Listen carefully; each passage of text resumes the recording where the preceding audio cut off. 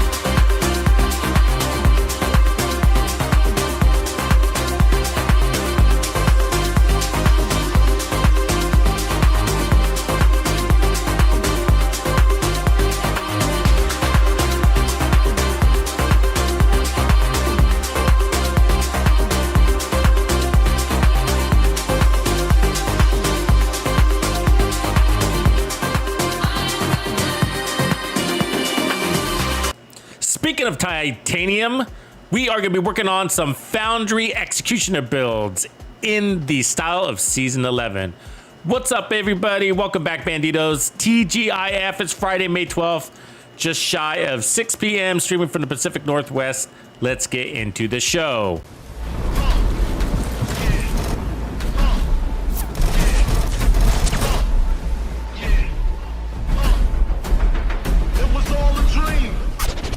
Now I'm in the limelight cause I rhyme tight.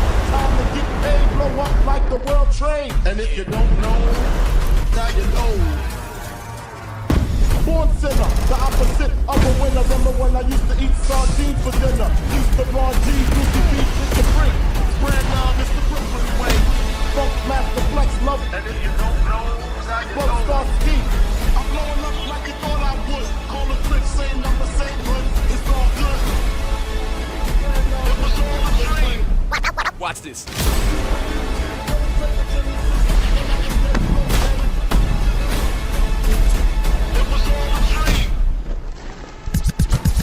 And if you don't know, now you know.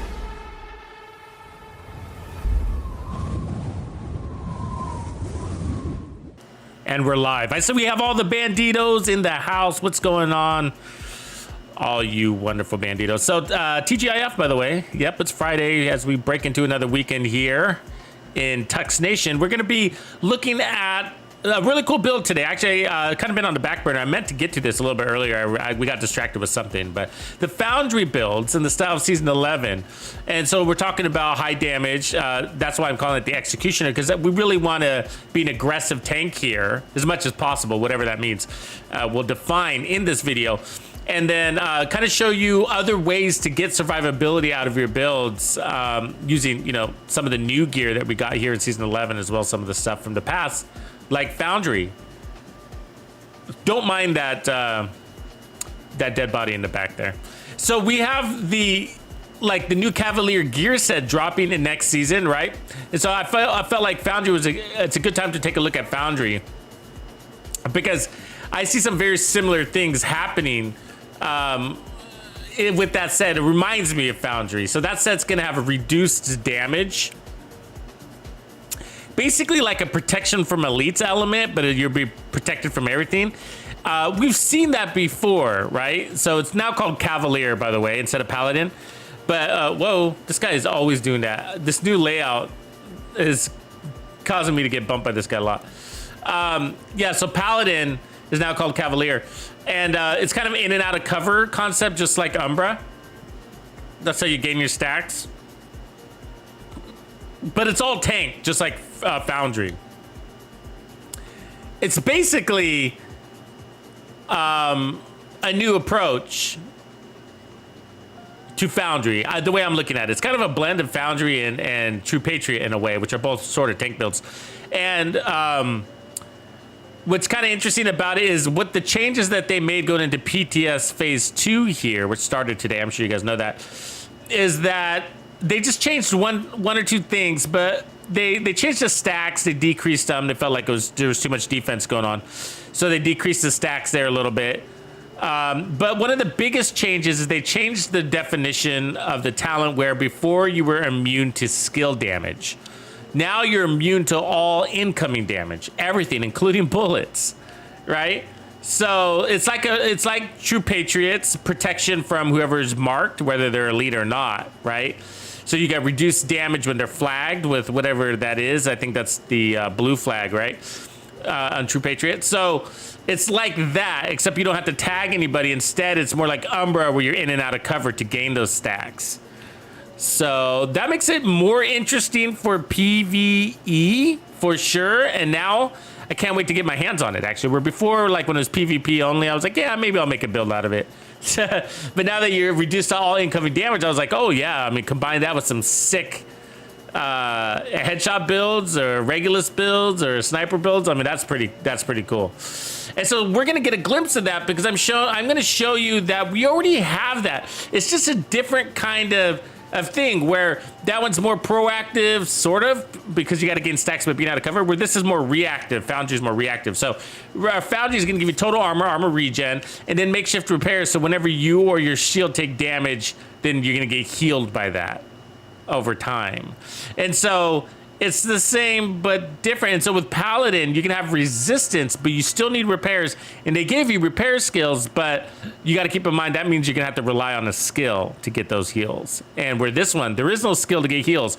So they both have their advantages and disadvantages, where this one is gonna heal without skills. Think about that. Pretty cool, right? So okay, so let's kind of jump into it. So let's see here. If we put on, oh yeah, before I do. So basically the point of this is is kind of an alternate version to this build that we basically just recently mastered. And this is an amazing build. I'm sort of hooked on it, actually. It's a max armor on kill, one-shot kill chain killer. So without using the memento. And so we got 75% armor on kill here. So 20 coming from that, 10 coming from that, 10, 15, and then another 20 coming from that. So 75% armor on kill. And it works like a dream. It works like a dream. We got some protection from elites, and we're one-shotting them using the mechanics with the TAC 50. Two-shotting most bosses, sometimes one-shotting them with the Nemesis. So works great, keeps you out of cover almost full time. And really good handling, by the way. It's over 100% stability, as you can see here. So very good handling on this weapon. And so basically that's armor on kill, right? So it requires a kill. And so what I'm going to show you is today using a similar concept, maybe even with the same weapons, but in the theme of season 11, we're now going to take away the armor on kill and bring in something like Foundry. Now I'm calling this future Foundry because we might even bring in future initiative. All right, so we want fast time to kill. That's the most important thing. And then fast time to heal. Right? Fast time to kill, fast time to heal. And we're usually running the fixer because that secondary skill is like, yeah, we might as well. I mean, what else are we going to run back here? Right? And so, well, we're already running the fixer by default. So let's see how much fun we can have now. So the basis of the build is going to be Foundry. So we're going to want probably 3 pieces of this, I imagine. So, and we're gonna go as high armor as we possibly can without losing our one-shot kill capabilities. So let's put on, let's see what we got here. Actually, it's all in my stash still. We're probably gonna need to move a couple pieces here. We might try the Catharsis eventually, by the way, on this. Depending, if I get rid of, I guess what would be the Ninja Bike backpack, but right now I want to try it with the Ninja Bike because we usually start with the Ninja. We don't always end up with the Ninja though. Don't.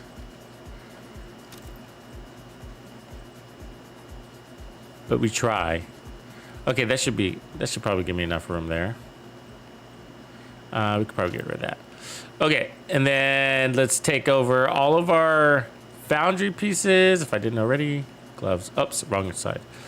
Let's see, Foundry. So we want Foundry and then Future. So Future, here's our Future. So Future gives us 30% repair skills just by running 1 piece. 2 pieces gets you 30% skill duration. That's better than a Murakami's, but the Murakami's might also be in play. So 1 piece of Future could be really good on this build.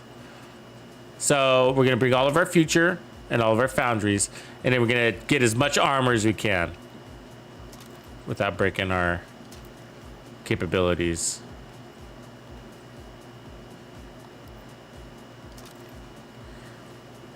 And then for chess, I think ideally, if we can get it to work, it's going to be either Uzina for more tankiness or Bellstone for armor regen, which we'd normally rather have the Bellstone. So I think that's all of it.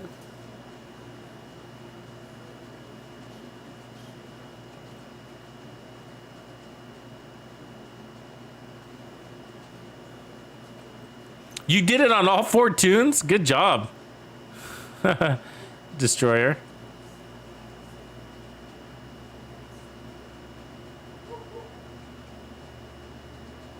Okay, so I'm figuring, let's start with Bellstone, see if we can pull it off.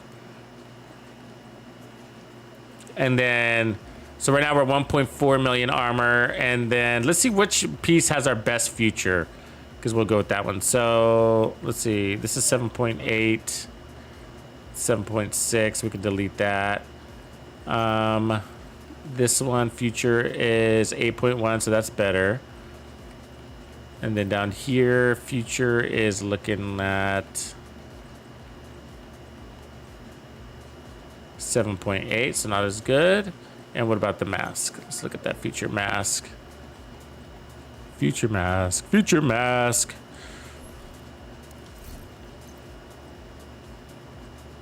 .6. Okay. So looks like we got the best feature on here. We'll take off the skill tier because we're not going to run skill tiers. I don't really see the need to do that. And then Foundry. I'll put that Foundry there. And then last, is that 3? No, that's 2. So our last Foundry goes here. So that puts us at 1.7. Can we do it? Seems like a lot of armor. And then here, we'll put a headshot damage probably. Let's pull that damage around.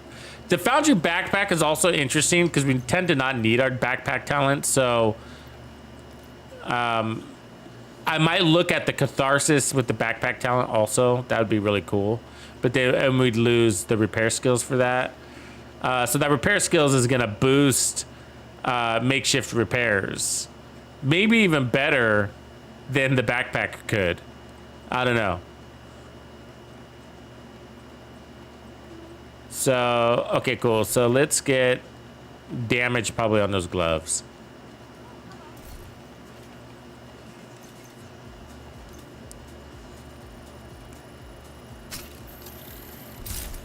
All right, and then I'm probably gonna roll. I think I saw another. Yeah, I did. So I'll probably change the mask here to red because I want to have a balance of red and blue pieces. That because I don't know what's gonna work and what's not. So we'll get out there and swap on the fly. And I'll bring some spare parts. So like this one, for example. So there's the armor alternate to the mask, and yeah, let's do the same thing with the holsters. We put on the holsters.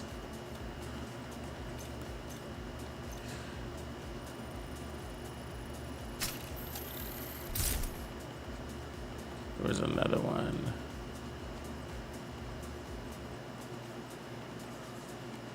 That one, yeah. And then we'll change that to headshot damage, so we got an alternate there. Yeah, did you guys see that the perfect companion is gonna stay? That was pretty cool. I mean, who would have thought that that wasn't a mistake? That's weird. Maybe it's a test for future talents, you know? Maybe that they're gonna make it so that we can put our chest on our back and our back on our chest, and I would fucking love that. Wouldn't you? Can you imagine having like bloodsucker on your chest and then like the memento on your back or something? Oh my god.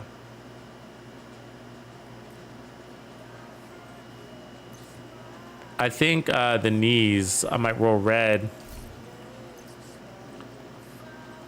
Yeah. Okay, let's roll a red on the knees. Now you can run a shield if you decide to go pistol or rifle with this.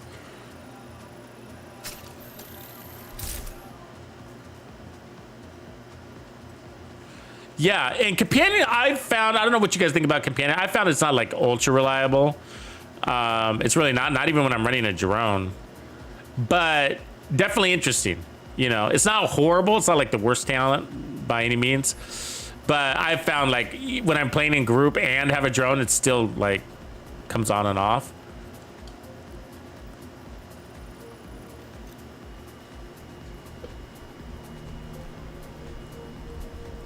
It's sort of like composure a little bit. Well, it's not that your drone follows you, right? And I'm talking about like a fixer drone. It follows you. The problem is that it lags behind. And so you can have these like little gaps in your damage.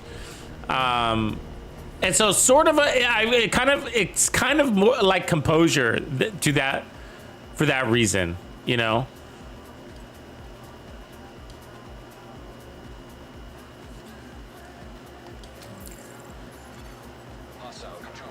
But yeah, maybe if you have two skills that are mobile, that would be good.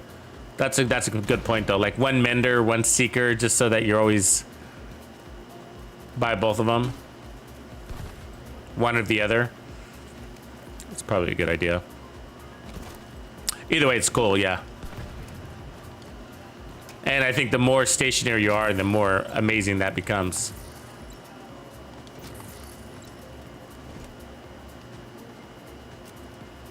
All right, let's see what we could do with this.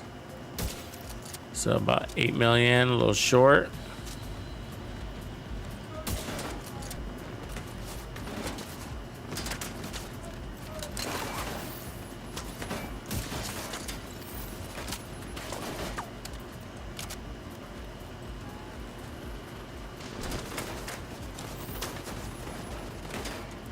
So you basically have infinite armor, right?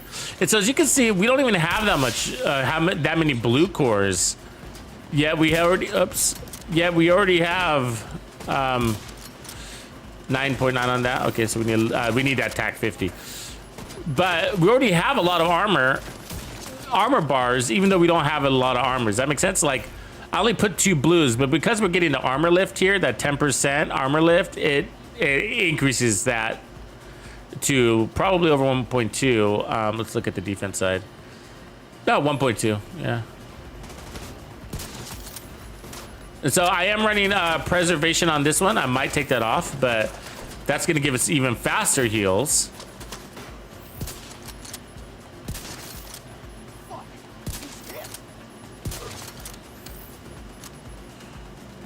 I mean, that's pretty fucking fast. Yeah, yeah. I mean, we'll have to take a look at whether we even need future, right? There's our TAC 50.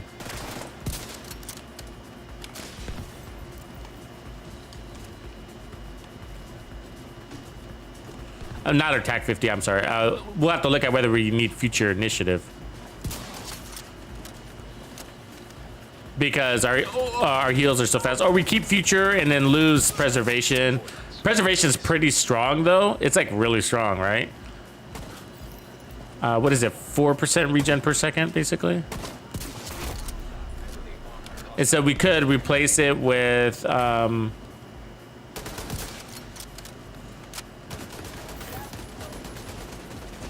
we got options. I mean, do we want protection from elites? We can put on actually, let's use our TAC and see what happens.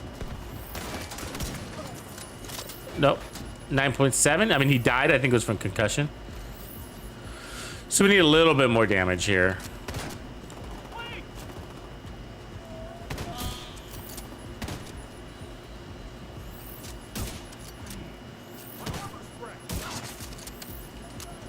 Or we could put out 2 shots. I mean, we got the tankiness to do that, but I'm just not a fan of doing that on elites to get it going.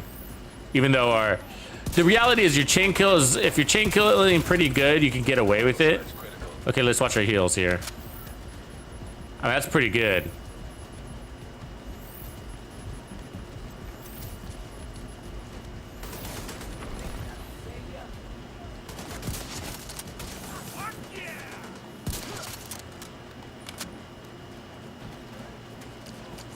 And you get 1 headshot kill, and what a boost. This would work on legendary really well too.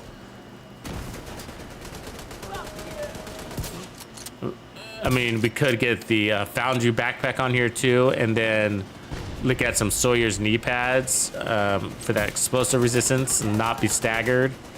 That'd be a fun way to run it. Let's watch those heals there real quick.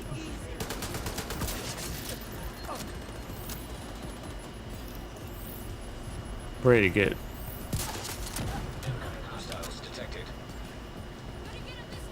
Dark! There you are, man. The Patriot build is amazing in a group, actually. We were just talking about that either last night or the night before. It's better than ongoing directive. Hands down.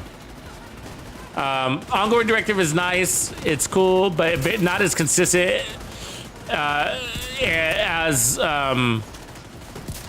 True Patriot. And True Patriot's gonna get you 12% amp damage to enemies. There's no limit to it. All you gotta do is mark the enemies, basically look at them with laser eyeballs. I mean, no, you gotta shoot them, but easy, you know, it's just really easy where you don't need to run status effects. You don't need to get a kill or anything. You know, you just need to mark them. And so it's that makes it really opened up to a lot of builds. You can run it as a healer. You can run it as a pure tank. You don't have to kill anybody. You can just run it as a pure tank, you know, and just buff your team. Give them with damage, right? Amp damage, and you can give them armor, and you can. It's just a really good set. Way better than ongoing directive. They made ongoing directive better, but it struggles in legendary, and True Patriot doesn't. True Patriot works in raids too really well.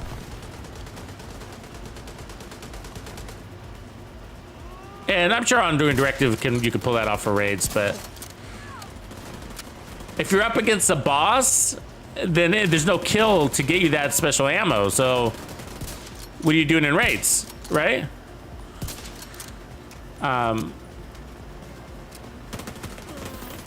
you see, I mean, not that True Patriot is using raids a lot, but I have seen it on Boss 4.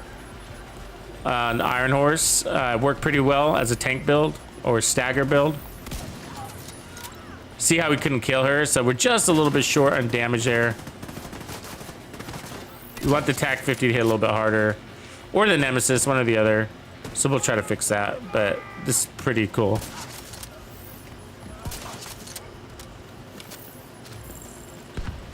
We're not inconvenienced by it that much because we're doing a well job of maintaining our headhunter. So it's not that much of an inconvenience. This is sort of something I like to do on the builds, is keep it pretty fast at getting that headhunter. Since you got a weapon swap in there, since there's a mechanic,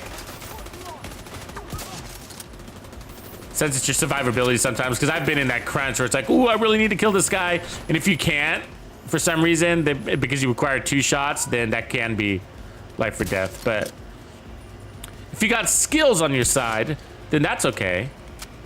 You know what I mean?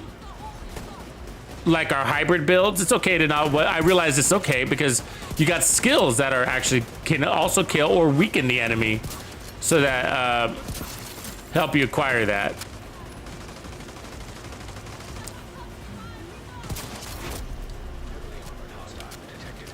Yeah, this feels pretty good. I mean, we might be able to lower our armor too. I mean, that might be the easiest way to get to where we need. The problem is that it's on my Bellstone chest. Okay, here's a good test right here.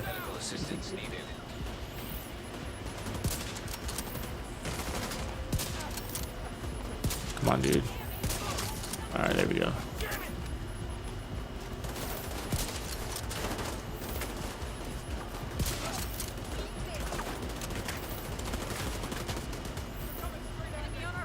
Healing good.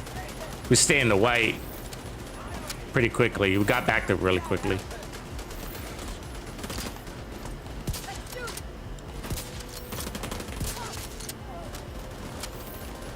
So that's without our headshot capability, right? So I just had to put out multiple shots.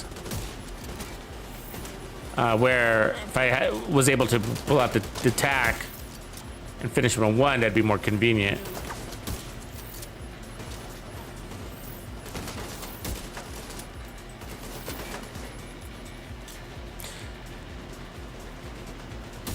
You know, the Bellstone is also giving us armor on kill. So maybe I'll get rid of the Bellstone, actually. You know? Maybe see if I have an Alps. And try to eliminate all of our armor on kill.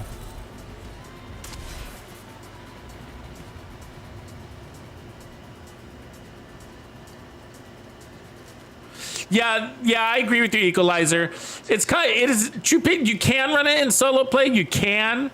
But yeah, ongoing directive, both ongoing directive and True Patriot underperform all the other DPS gear sets because of their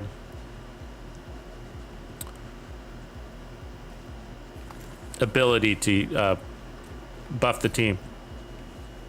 So yeah, they're not my favorites, but unless there's something you're really looking for out of it, right? Like, oh, I want them to explode, you know, then, you know. Or you're playing off the bleed. I want them to bleed to death, you know? So, which are never really meta builds, but, you know, just for fun kind of builds.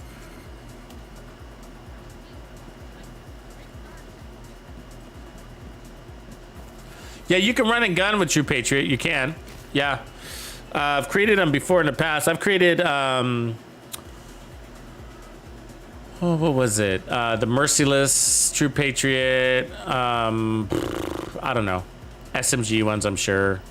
It's been a while. Okay, let's get back to the lab and let's make a couple of changes. I think it's going to come around that chest piece, maybe. We could also put on Uzina Getica there. That red Uzina that we have might be good. The one that we crafted the other day.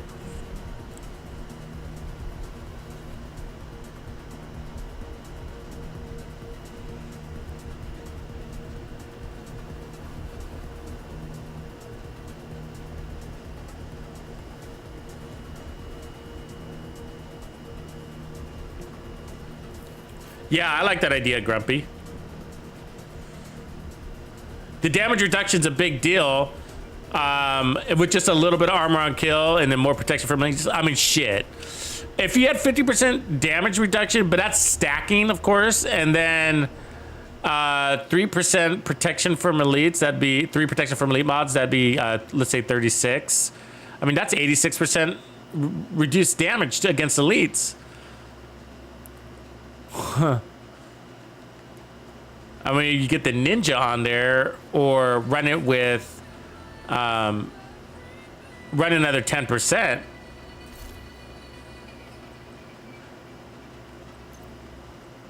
I think you got to run the backpack to get the 50% now, right?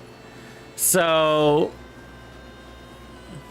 yeah, exactly. The chest it is. Yeah, so 40%. I was just thinking that. I probably wouldn't run that either. Not worth the extra 10% unless you're going to go all tank.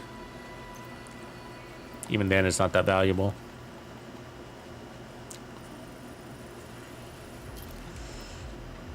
Okay, so we need a little bit more damage. We were hitting at 9.7 with this, and we need that to be higher. Let's see, where's our sharpshooter? We got the right weapons? Yeah, okay. So our options are this piece. I like the 30% repairs though, this piece, and I like that one too. But I guess in the spirit of keeping this consistent, with no armor on kill, then we might want to lift this, take this piece off. The regen's fine, but the armor on kill part.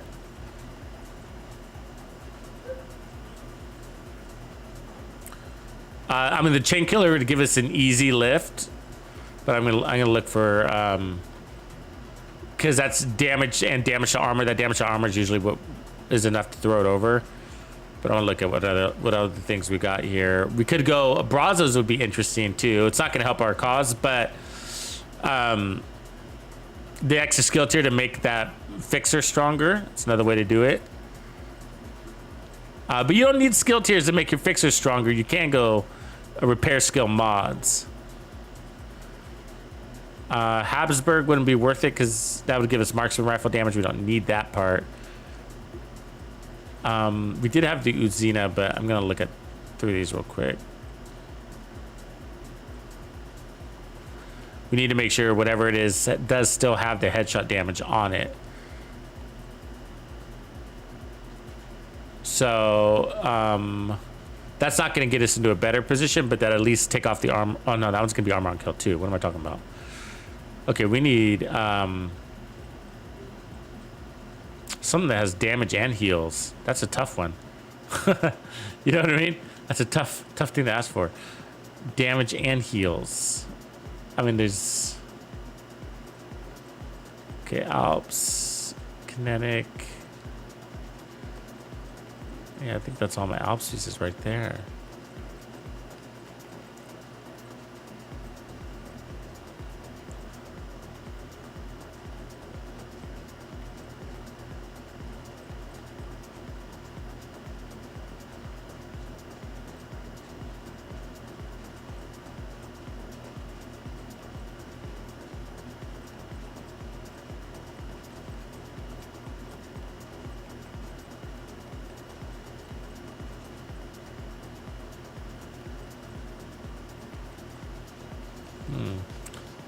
Well, maybe I should just put on the walker and see if that even fixes the case. Then we'll figure it out from there. So walker, there we go. So that drops our armor. So that might be overkill. Let's put back on 1. There we go. And some of these rolls can be optimized, but I mean, that's 2, 4, 6% we're missing right there. And I could change that weapon handling to 20% repair skills. All right, let's go try that real quick.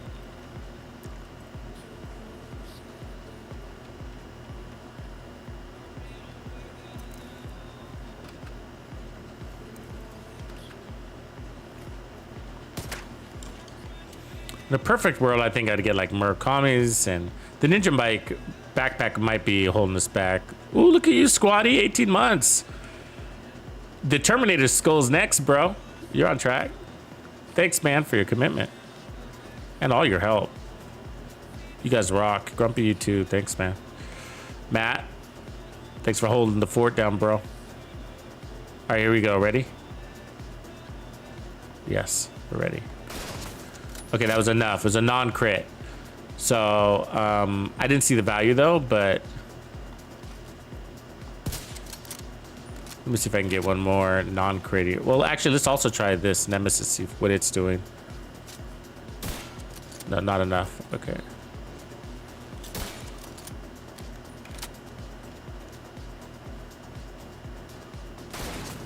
Something 10.4 maybe, so we got a little bit of room there. I mean, that could swing another armor core. We could try that. I don't know, but I don't need another armor core. You know what I mean? What I need is more fun. No, because what I want to do is I kind of want to take this piece off. In a perfect world, I would put on a hot shot here. To give us that handling buff, and then put an Alps here instead of Walker. You know what I mean? A Brazos could work too. A Brazos is basically the same thing because we get the skill tier. Because look, we're at 1.2 million armor. I don't really need much armor on it. I mean, we're killing. I mean, if I had a really poor time to kill, then I would consider more armor. But we got this Murakami Overlord. I might need to go look at my other characters, see what I got. There's a chain killer with repairs. That's better than what I got.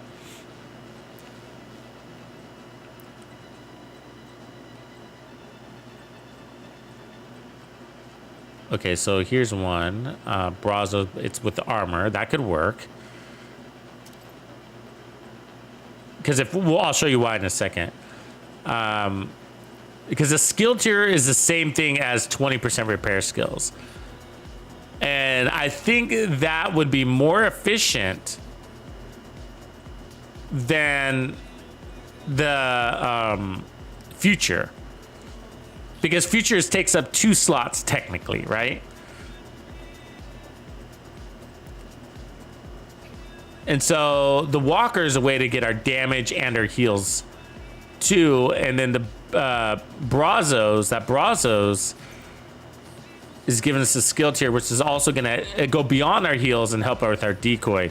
So it's kind of why I like that. But either way, we could probably do the walker and then add repair skill mods everywhere instead of protection from elites. But protection from elites plus repair skills, it'd be the ultimate. We're getting into what up? Is that it? What's going on, bro? We're getting into we call it our layered system of protection, Invisi Shield. The only thing we'd be missing is the bonus armor. But you could look at the distraction from the decoy as a shield as well, right? Your invisibility, your cloaking. So let's try the Brazos and see if we can get that to work. I also have a Gila guard. Look at that. But let's try that Brazos. Well, first up, what I wanted to show you is this. Okay, so look at our heals. It's 25,000 heals per second. If you look at the tiers, the next one is up 20%. So it's only 20% increases. Right? So, well, that's not bad is what I'm telling you, but that's 30, sorry, the future. The future is 30%, so it's 10% more wherever it went. There it is. So it's 10% more, but we had to use 2 pieces to get there. Now, you could also look at the Murakamis, and that might even be better, right? Let me look at the Murakamis here. Because that's 1% armor regen, look for here, and 20% repair skills, and damage. I mean, that's better right there than the future. Because you're getting the repair skills almost as much as future, but you're also getting duration, and you're also getting an armor regen. Which is lines, that puts us at 2% armor regen. And because that's basically what Foundry is doing. So, but the downside is if we do that, then we'd have to put Foundry up here.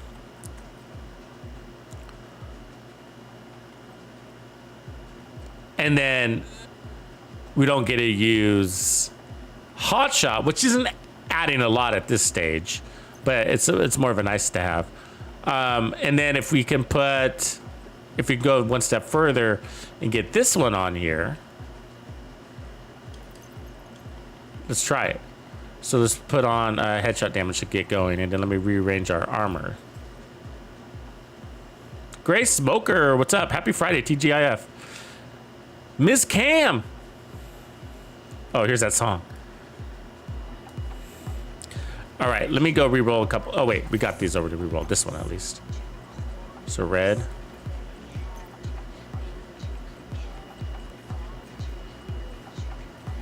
Yeah, actually that Murakami is a nice one to have down there. It's better than the Foundry, for sure. Not the Foundry, I'm sorry, I keep saying that. The Future. Future. All these Futures, Foundries, gloves, that one. Okay, let's put that to weapon damage.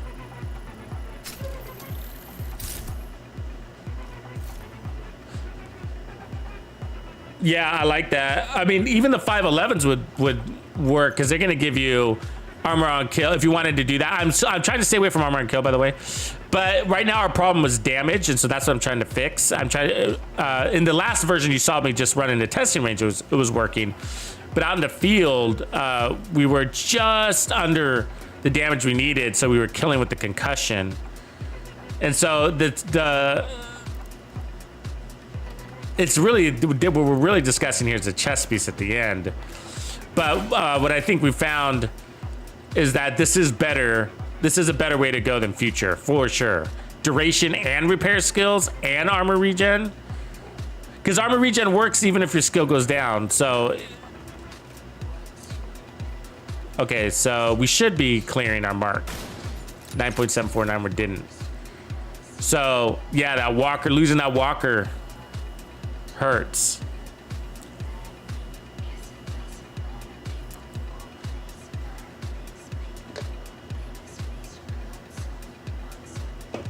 Okay, let's take a look. I got an idea. So if we look here, this is 34,000 heals, right?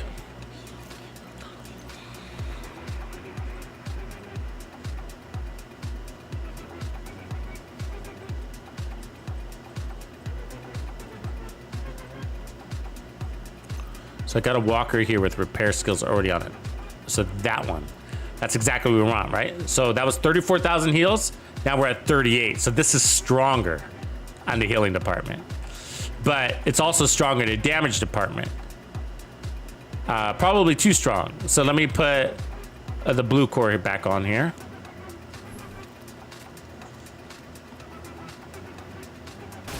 And we're doing it, non-crit. All right. So we got stronger heals and higher damage, and we got to keep our armor too. So the question is, how much can we push that, right? So now we want to start adding protection, resistance, without adding a bunch of armor because we don't need armor. So let's add protection from elites, right? And now we're getting into our layered system of protection, which we love. We know when we have a mixed bag, these builds tend to feel godly. Okay, let's look at this one. Oh, just short, so that wasn't quite enough. So what I would do is actually take off the repair skills here and put on protection from elites. And then go ahead and put this back to headshot damage, that's fine. I'm almost curious to just taking off this armor, hold on. Making this all red, I mean, that's basically 1,000,000, right? Let's do that. I'd rather have protection from elites. Resistance. Protection from elites is better resistance. I mean, there's so many fucking elites. Okay, let's try it. We cleared it. All right. So we're running out of ammo. So let's see if we can do this right. We got one more, right? Can we get all 3 mods on?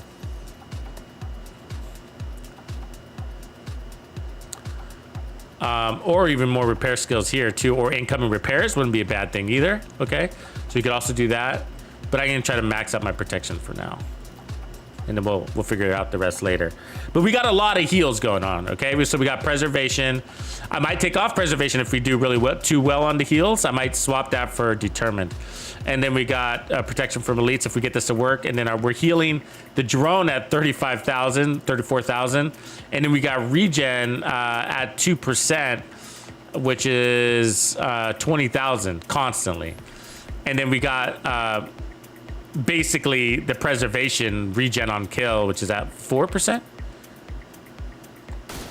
There it is. Okay, so we did a non-crit. So non-crit, we got all of our mods. So from here, we just we'll go out there and play, and then we'll reconfigure based on what we think it needs. More heals, more resistance, more armor.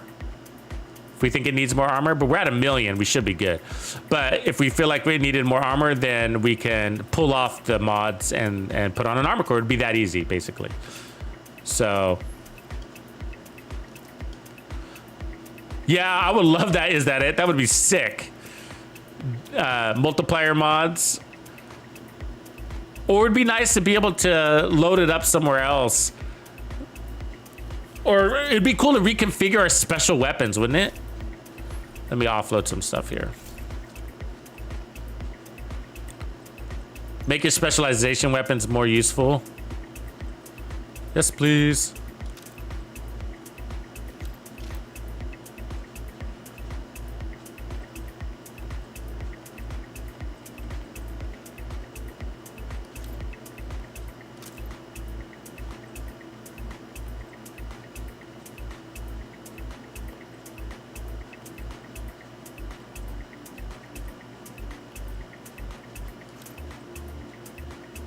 So we have in previous seasons made all red Foundry builds for DPS builds as well. Have you guys seen those? So like the one's called the all red Foundry. Ashley, what's up? Yeah, you know what? Somebody asked me that question going into season 11. That's a great question. And they actually kind of did it. They did a good job with hotshots. I think one of the things we were saying was like more utility, like handling, and we ended up getting the handling thing. And I was saying I hope we got something for snipers and rifles. They didn't give us the rifle part, but sort of with determined. But to your point, I would like to see character actual enhancements, things that improve our characters. Like skill, like it's skill, like sort of like what weapon handling does, but like the Lady Death kind of thing, like faster movement. Like I would love faster movement. Or high endurance, you know, or constantly sprinting without having to hit the sprint button. I mean, I would fucking like that.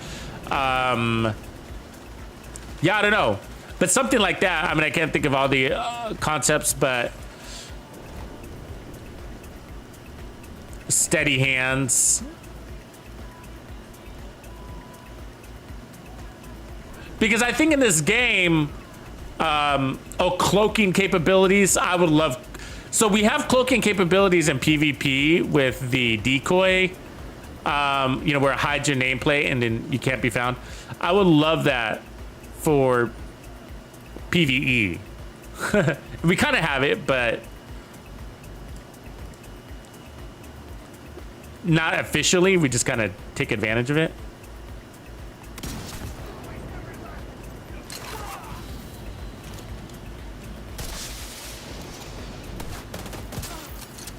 Did I get that?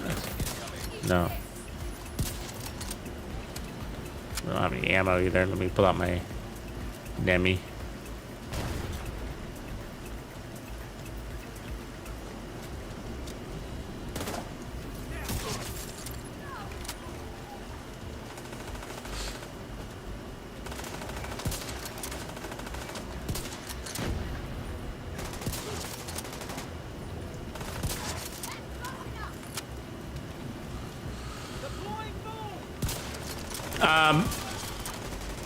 Special abilities.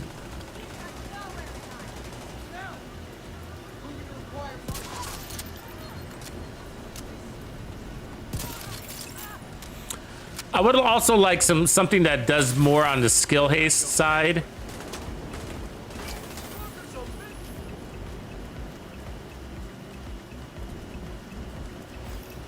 For a gear set that does a better job.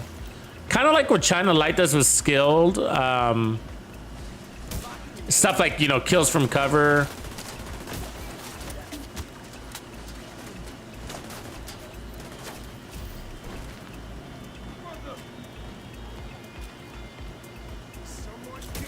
Come on, dude. I can't fucking get him when he walks like that. I don't know what it is. It's like they're on fucking roller skates. And I can't snipe when somebody's on roller skates, apparently.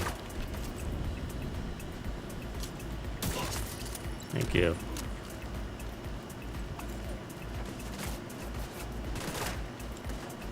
I would like something like the Mantis, basically. I think the Mantis in the form of a gear set would be amazing.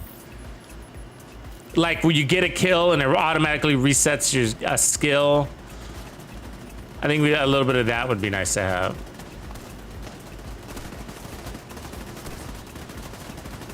You don't have a head? What's going on?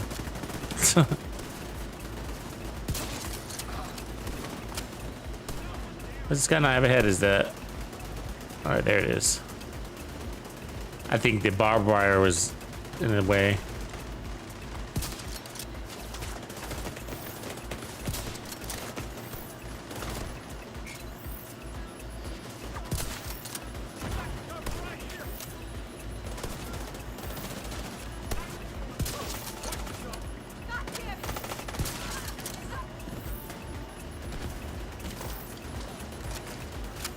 Feels pretty good. I'm gonna have to take off the weapon talent and see how much we like it then. It's based on how much damage you're taking. Makeshift repairs when it's kicking in.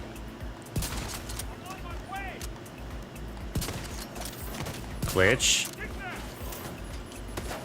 That glitch got me to miss too.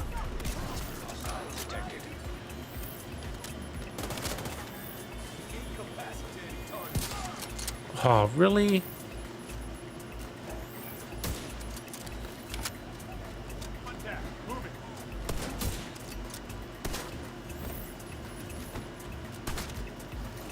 Look at him. He can't hurt us. You seen that?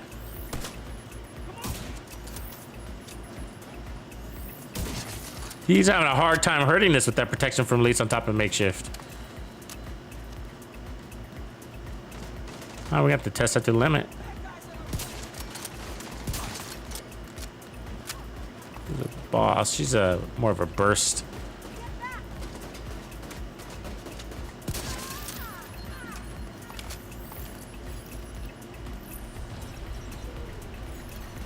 Detecting additional hostile contacts.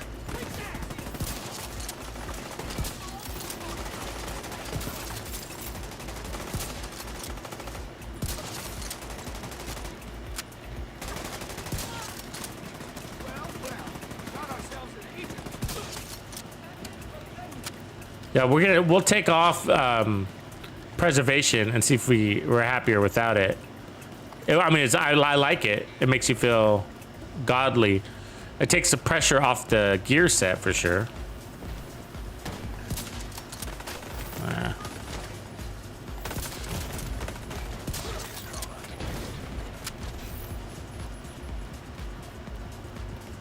Cause see, I'm out running that drone too, or I don't have a drone, so that's without the drone.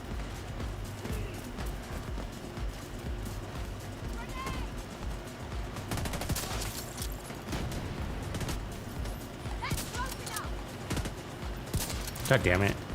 Close.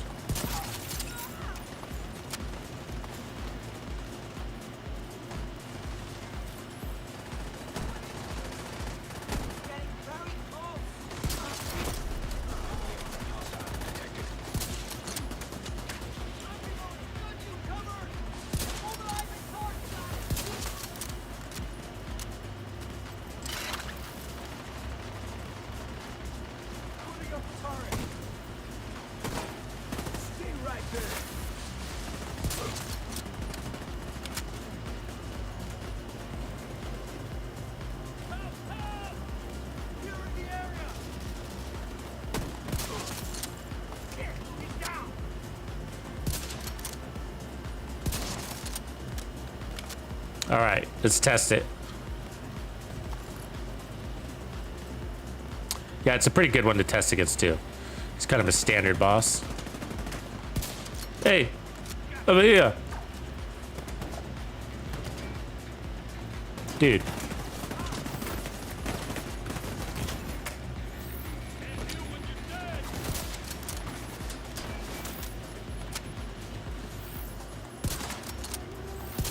They kind of lose motivation after a while, don't they? Immediate medical assistance needed. Yeah. So you'll die eventually, of course. All right. That's a lot of resistance, though.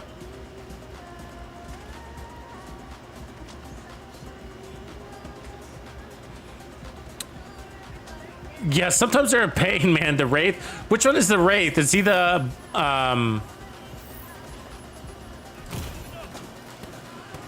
Where's that out? Where's the Wraith one at? Can you remind me?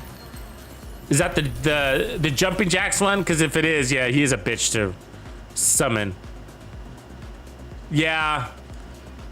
Yeah, that one is a bitch. It is. Sometimes you just got to come back on a different day, try logging out, logging back in, kind of thing. I had the same issue. I think a lot of people did. You're like, I'm doing the right thing. And then you watch like 5-10 different videos on how to do it. And, you know. I don't know what the deal is, but it doesn't always happen. It's like that technically with all of them. Sometimes you do. Some of them are very consistent. The ones where you have to do something like a stupid emote, they're not as consistent.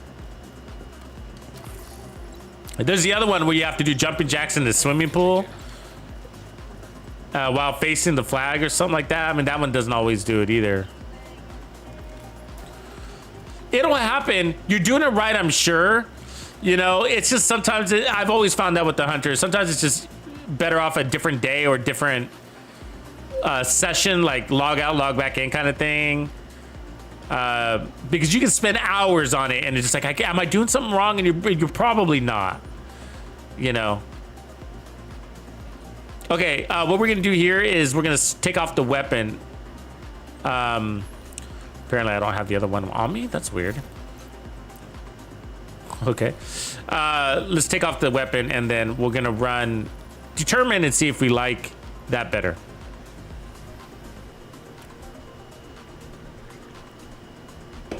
Yeah, we're doing a season 11 Foundry Executioner, so it's like the max armor and kill one, but we're now using a different form of heals and we got a layered system going on too. So we got 3 protection from elite mods. We got the Mercommies and the Foundry for 2% regen.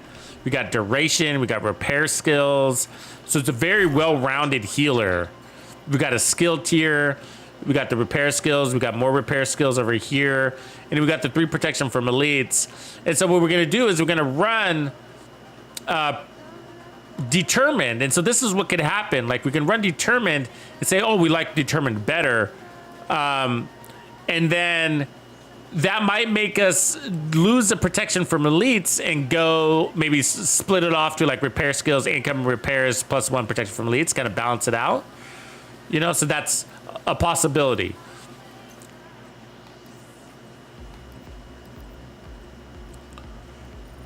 So we'll give that a whirl.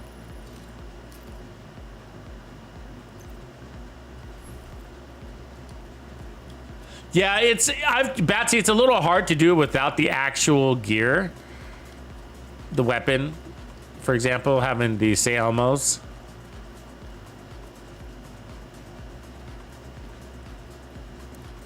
I mean, because we've created those builds using the Scorpio.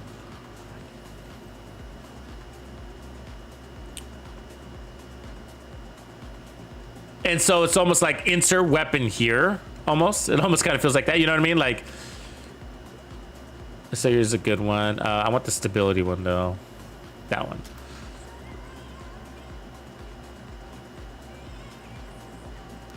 Oh, we could also go future on this, actually. That would be sick. Right? You see that?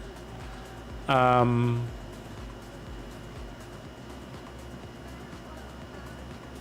guess I'll just take this one with me. So future would drive up our healer and our decoy technically. But I mean, technically I like preservation better, to be honest with you. You could also run a reformation. One kill gets you there really easily. But the skill tiers apply to both. But I don't always want my more duration out of my decoy. I actually, it's more of a, I'd rather have more skill haste because I'm on the move and I want to take it with me. That makes sense.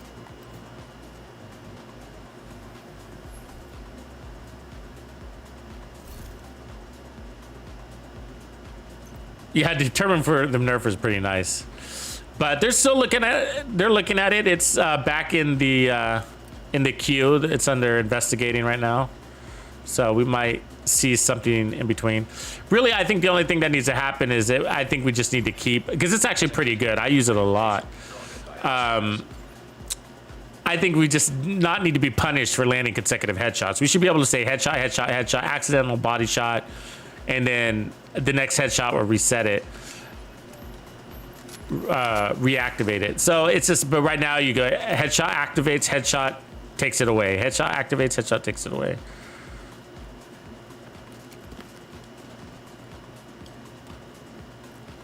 I think some of our feedback made it in. I think our feedback saying that Paladin didn't look like it was going to be a good PvE set. I don't know if that's a good idea. I think that feedback got consumed. I'm sure we're not the only ones that said it. So just over 10 million there. So the devs listen to us as a community, you know? We just need to make sure we're loud enough and focused enough. Our message is clear. That's a big part of it, having a clear message. Okay, so we're on determined now. So we need a first headshot and then quick second one. So as you can see, determined works like a dream because I just, basically I can clear that next guy without having to worry about missing like that right there, right? And that allows you to go extremely fast. You just have to keep basically a mental check on where you are with your determined. Is it on or is it off? That's all you got to know. And then use it with intentions. And then you will feel like it's amazing. Right now I'm going to use it, right?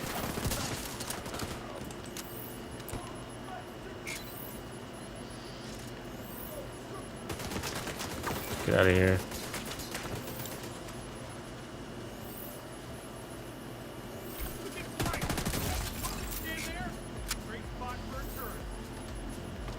Where? Where's this turret? I can't see to shoot. Heavily armored hostile detected. Got you, Agent.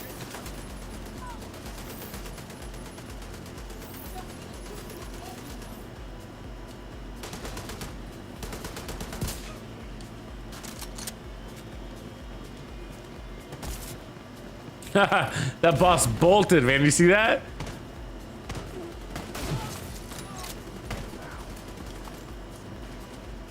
That's funny.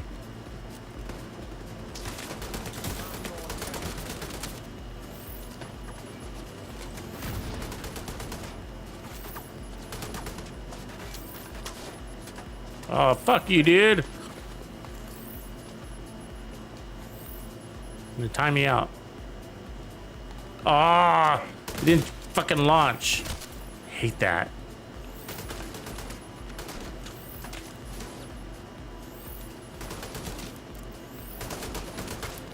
Come back. I hate when I do that. That's my fault. You know, when you use a nemesis, you accidentally take off the aim button too fast, faster than you release the trigger, and then you lose your charge. It actually happens at least several times in a play session, several times. But like 3 or 4 times over 4 hours. I'll probably do like once an hour.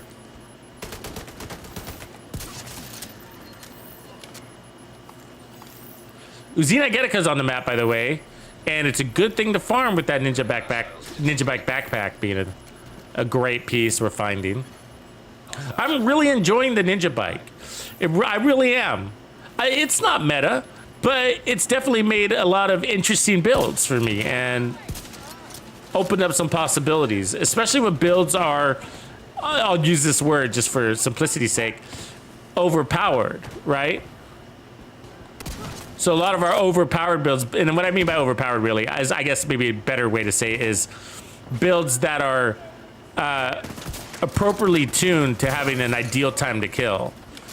Those builds don't need any more damage, so losing the backpack talent isn't a big deal for whatever else you gain, right? Ooh, that hurts.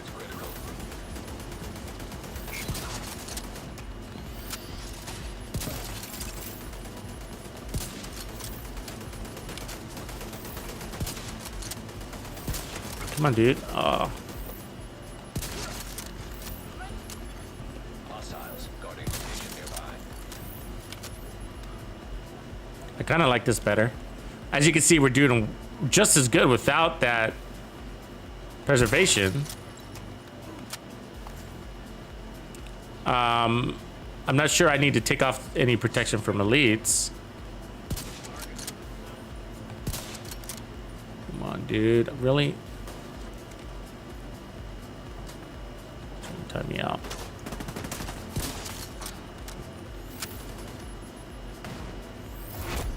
Heavily armored hostile detected.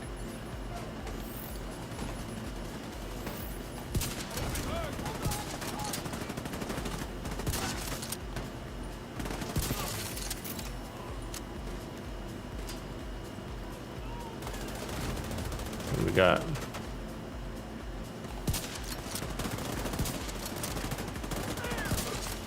Detected. Nearby location guarded by hostiles.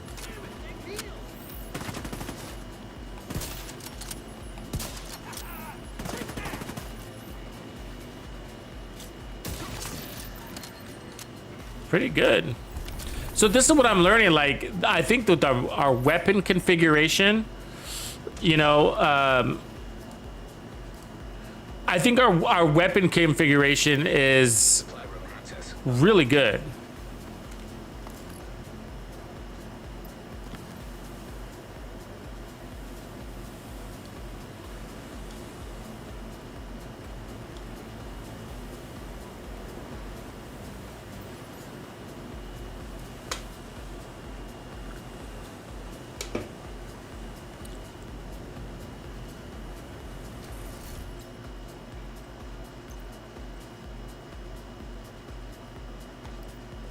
So I'm really talking about like how we have it modded out. Like, I feel really good about how it handles going no scope and playing aggressive like that.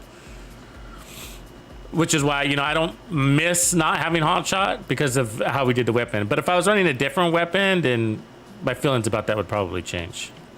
Like the White Death, for example. It's got such a slow reload, like and it's such a small mag. It's like, oh man, better not miss this, and it's got a heftier recoil.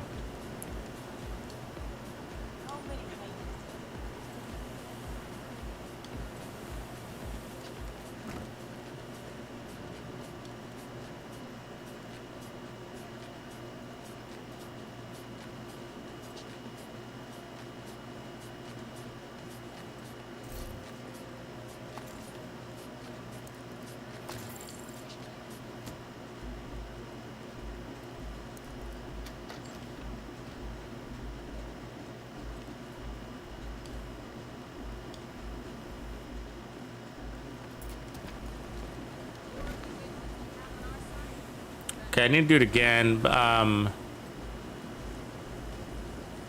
see here. What I need to pay attention is to how fast we're healing. It felt good though. We're healing at 35,000 there.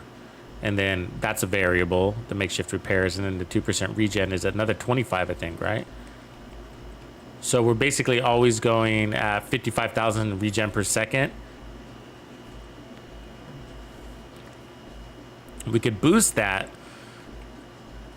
but I'd rather have resistance.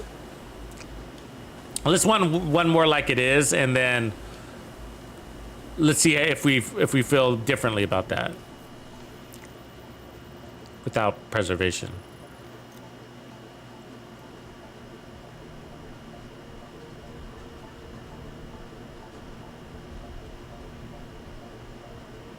Yeah, I feel like conflict, the change did kind of take the appeal away from hotshot, a 4-piece hotshot. It's still good, but much more selective about it, you know? Like, I feel like a 4-piece hotshot with the mantis is really nice because the decoys allow you to maintain your 100% accuracy, because that's what the hotshot is saying. Like, to get the best of me, 100% accuracy, or 50% at the very least if you're gonna run the backpack, right? 50% with the backpack. That's not bad if you think about it. So land one, miss one, land one, miss one. That's what it allows you to do. And so the way to do that best is going to be your decoy. The decoy changes the AI behavior so that they're not doing the cartwheels on you. So, and they get out of cover. And so that's why I felt like the Mantis is the best for a 4-piece hotshot for that reason alone. But there's other ways to go about it also. Actually, let's see here. The weather's gonna be shitty.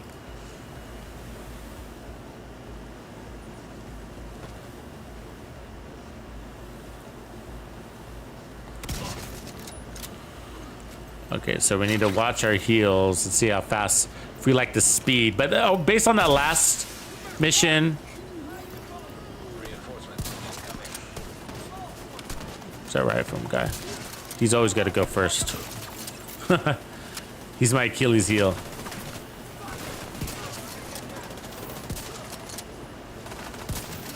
Oh, what? Come on, man, get out of cover. Double kill? Yeah. I didn't mean to reload there. It's a bad habit. Oh, screw you, dude. Every time I point at him, he goes back and cover. Okay, so we just took a lot of damage. Watching our heels. Oh, now you come down, huh, you fucker?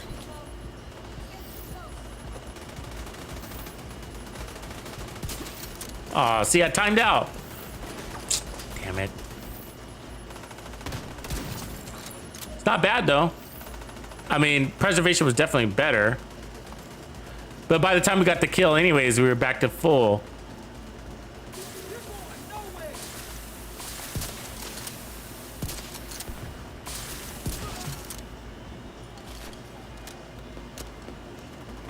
We could go a little bit faster, though.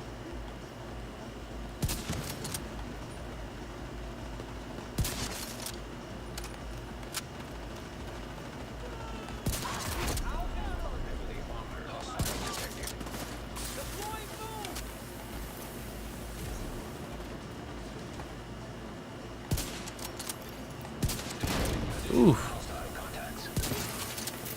That hurt. Where's that guy at?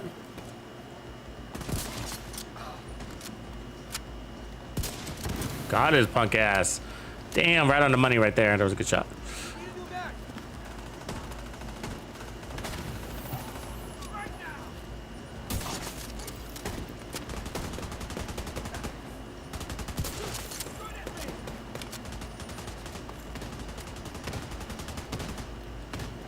Anybody else? I don't want to kill him yet. So I strategically, don't use determined on guys with helmets if I don't have to. So you want to use your non-determinate. There we go. So now I can shoot him. There we go.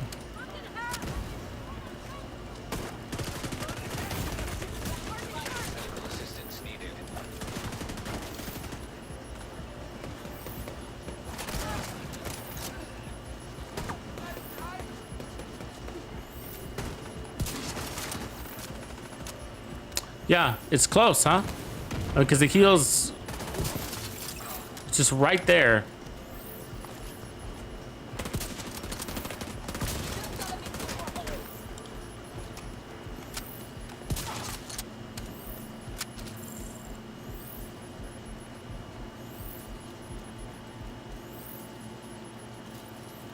I'm out of bullets.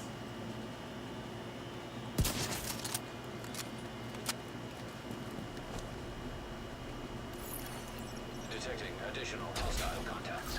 I'm gonna put on one repair skill mod here.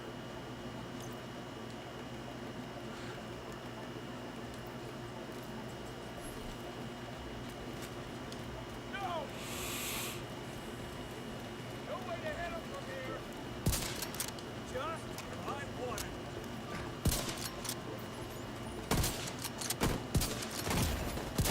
Okay. Serious trauma. Not gonna let me have that one. Go on, give yourself all good.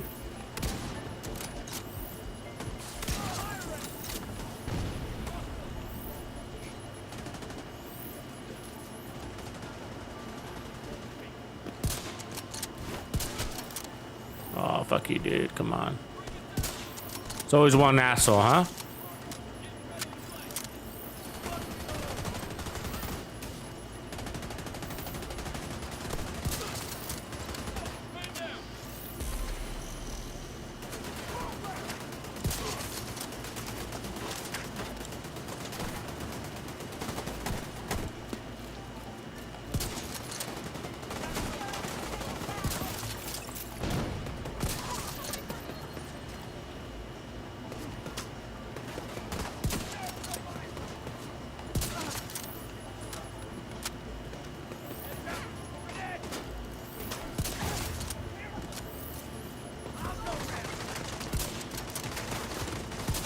Damn it.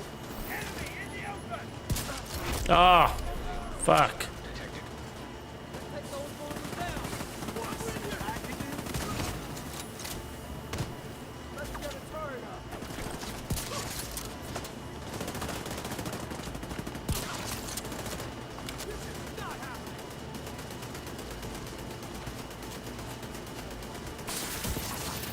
Here it is, one shot of the boss. Good.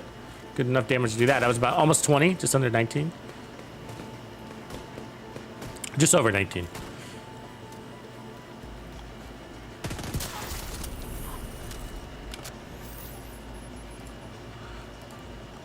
Yeah, I just don't think maybe it makes a difference. I mean, Supply room access unlocked.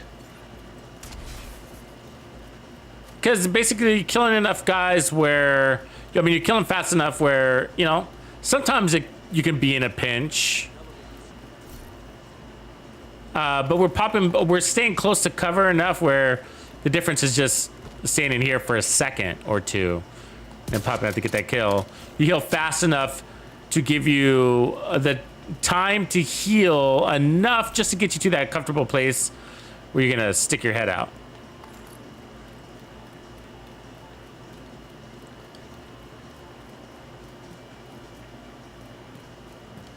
There we go.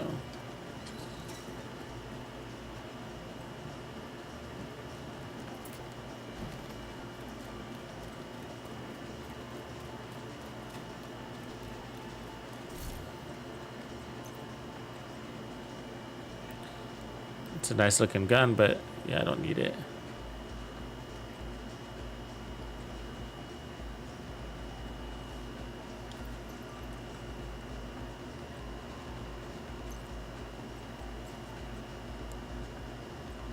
Doesn't have a skin for it either. I'm looking at it because it's got that headshot damage. It kind of made it interesting with the Outsider. It's making all headshot damage brailled out of it, but it's not really necessary.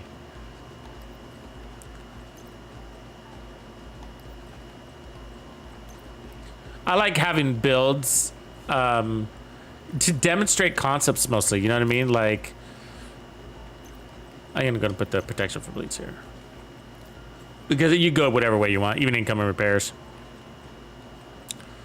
Protection from elites, it handles everything in this scenario. Obviously not non-elites, but they're not really our issue too much. But you have repair skills and armor regen, where repair skills mods and incoming repair mods only go towards that, but they're not helping our armor regen. And so protection from elites helps both our repair skills and our armor regen and our makeshift repairs not have to work so hard.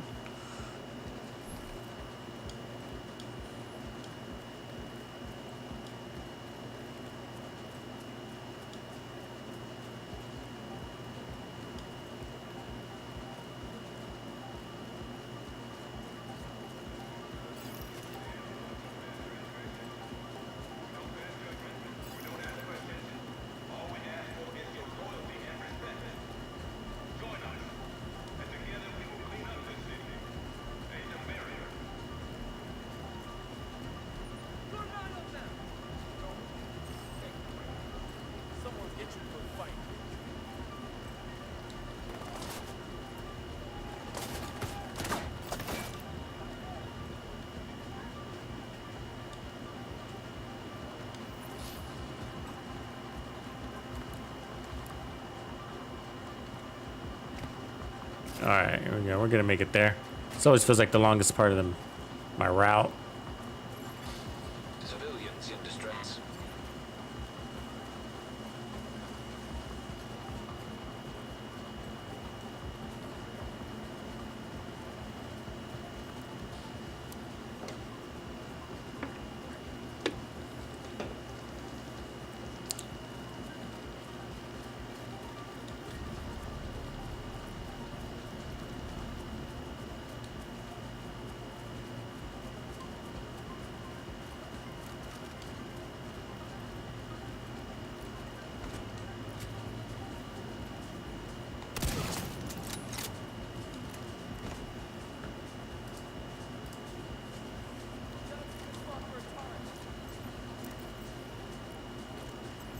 Decoy does so much for you.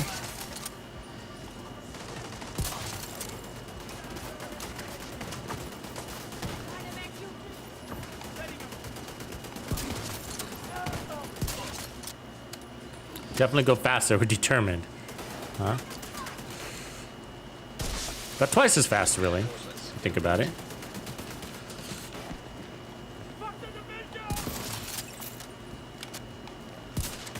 Wait. I thought I had determined active. Now I do, I guess.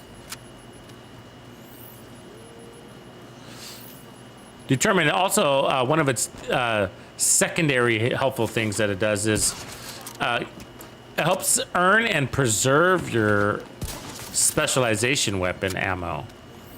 I find I have a hard time using it because we earn it so fast.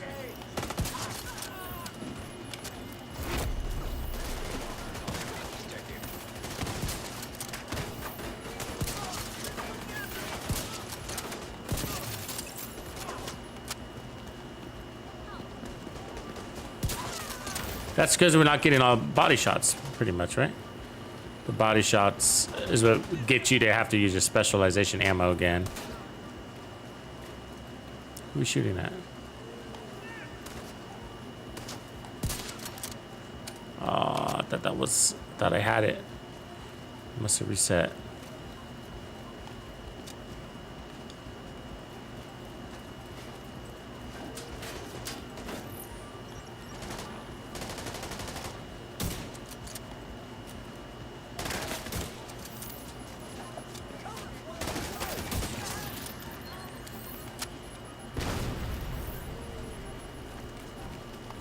Yeah, so I use the Nemesis against the bosses mostly, you'll notice that.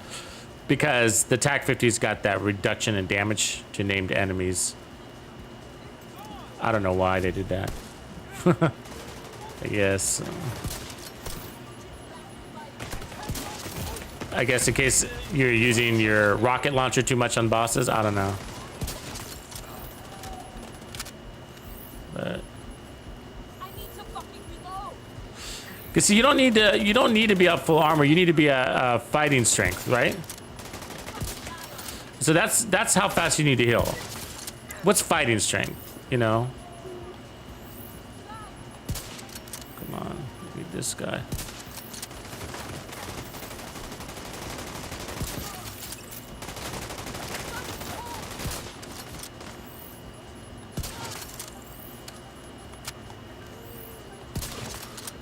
And it's a little bit different for everybody, but, you know, 25%, 20%, 30%, somewhere in that realm.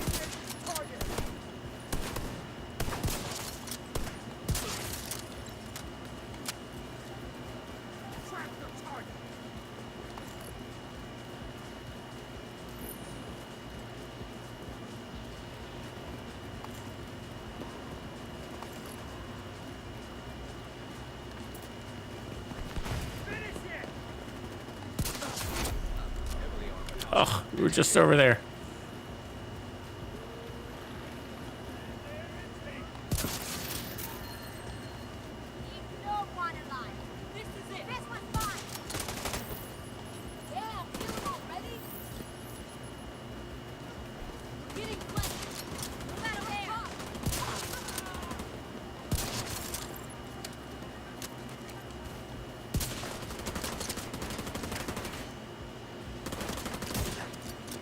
Oh, did I let go too early?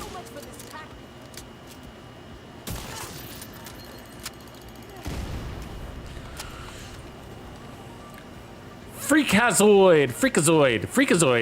Is that how you spell freakazoid? Right on. Is there an H in there? Thanks for that sub, man. You're Prime too. Love that. Thank you.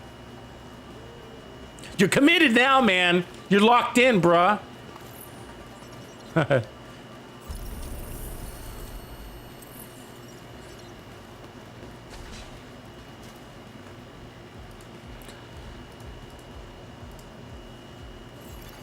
Supply room access unlocked.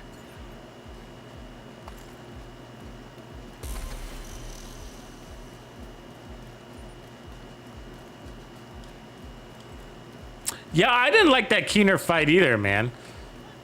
I thought actually this one was kind of a shit end fight too. I felt like we were just kind of going through the motions. Like it could have all just been cinematic.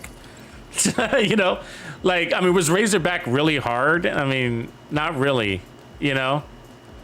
The only thing that makes it hard is you don't know what to expect. You know, you think maybe it could be infinite hordes of enemies. It could be infinite hordes of drones. It could be several stages, but it's pretty lightweight, you know? And so once you know that, it's like, shit.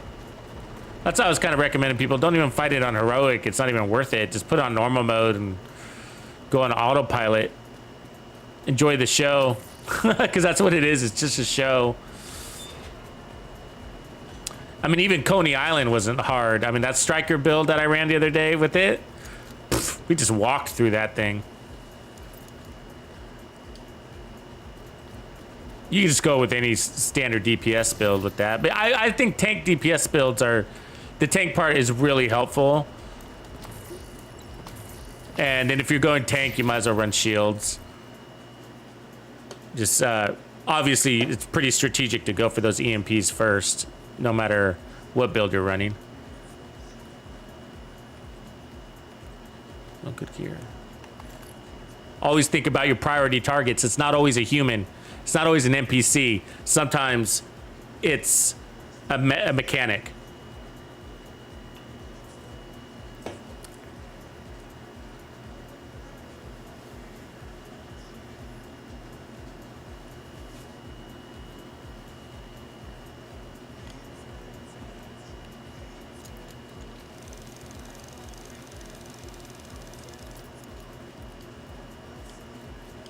I don't know. I thought heroic was pretty easy for the stovepipe, but I mean, I guess it just depends on how long you've been playing the game.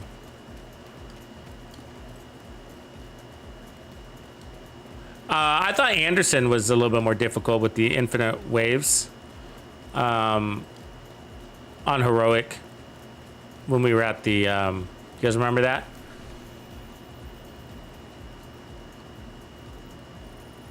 What was it? Anderson at the what do you call it? The reactor, reactor basically. Pentco. I think that might have been one of. I think they were a lot harder before. All of them, really. All of them were harder. I think this was one of the easier ones. Do you remember when we had to fight? What season was that? Where they gave us the healer traps? I can't remember what season that was. That was pretty tough too. I think they made it easier on purpose this time because they wanted it to be more inviting for newer players. Hostile control point nearby.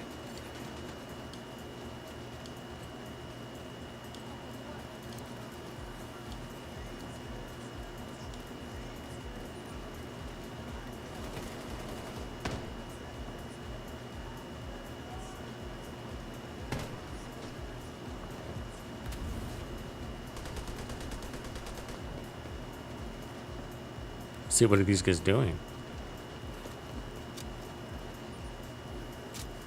I don't want to waste ammo on him.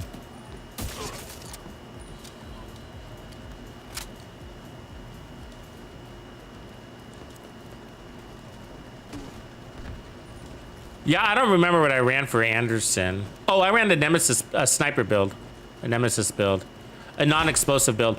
It's pretty easy. I mean, if you just, I don't even take it by the mission. I take it by the faction. You know what I mean? It's not by the difficulty level or anything like that. Just look at your faction. It's like certain builds are better against factions. And if you know you're going against the Tusk, You know, you might want to consider your build that way, you know? So the one thing that was kind of the deciding factor for me was the Marauders, right? I was like, oh, there's gonna be Marauders. I fucking hate Marauders. I was like, all right, I guess I'm gonna run this, you know, this tank DPS build hitting at 1.1 million before team buffs with, what do we have, 1.7 million armor? You know? And we steamrolled through it, you know? Reinforcements incoming. And we were running the Catharsis, so we had infinite heals.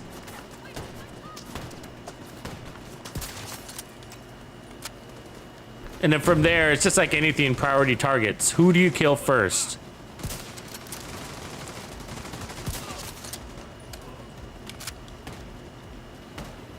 But yeah, I think the Tusk take consideration. I think anytime you're coming up against a serious Black Tusk battle, whether, you know, because like Legendary, for example, like the Marauders. I mean, look at the end of Roosevelt Island. What build do you go in there with? Do you feel like your turret and a turret and drone build would do well against the Marauders? Probably not, right? So you're probably not going to run a skill build in there, that kind of skill build at least. I mean, maybe a status effect build, but then you're all support. You could do it that way, but it's going to take 10 hours. And so, well, I think we find when we see Marauders, probably one of the best builds to run is an assault rifle build, because you need that health damage and RPMs to take out those weak points. And so, and that applies to Warhounds and tanks too. So that's kind of why I took it by faction when I thought about it, because you can't go in there with just about anything. But I was like, oh, it's Tusk. And I was like, okay, so I was like, oh, those Marauders suck. I don't want to spend all day on the Marauders. I literally thought about it like that, because I hate fighting Marauders. Like, they're so annoying. They move and they're flying around, and you know. I mean, obviously I didn't want a status effect build. That doesn't make sense. Not that kind of gameplay. We were trying to support a team. But I think maybe if you go in there with a skill build, like a turret drone build, you might struggle. That might be a little bit tough. I don't know. Did anybody do that and like it? I just suspect. I don't know for sure. I'm just kind of curious if anybody did that and liked it.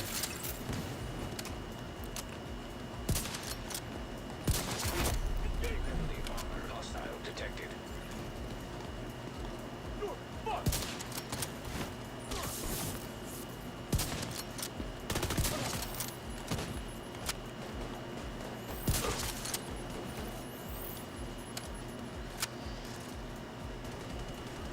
Yeah, that's what I'm talking about.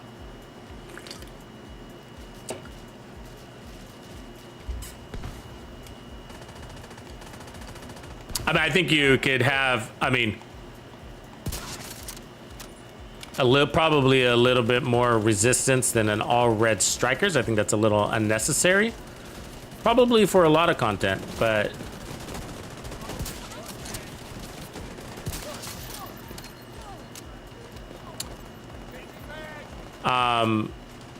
but it's not everybody's aware of the oops, what did I do? Just throw that out there. I realize that not everybody's aware of the survivability, or that they could have more. I know that's tough if you're kind of a new player to discern that. And what I mean is, like, this game has kind of evolved to give you enough power where you don't have to go all red anymore, and your time to kill is so fast and effective that you can avoid that and be God, basically, right? And so you can run 1.5, 1.3, 1.7 on your strikers build and be God if you assemble it correctly, you know? It's you don't have to go all red. And if you did, what did your med kit situation look like? Right? What did your armor kit situation look like? Did you have to reset? And some people don't notice that, right? They don't. They're like, oh, I didn't even notice that I had to do the mission 3 times, you know? Because there were drones, and, you know, there's a stupid little drones attacking you. You know what I mean? Like, those Marauders shoot missiles at you. Civilians in distress. And so It's hard for me to believe that you didn't take any damage, right? And so I think that's part of it. Like, I think that maybe as a player, you should consider accepting the fact that you're going to take damage in this game. Does that make people uncomfortable? You know? To know that you're going to take damage and you're going to survive at 2, you know? And so let it be, come to terms with it, you know what I mean?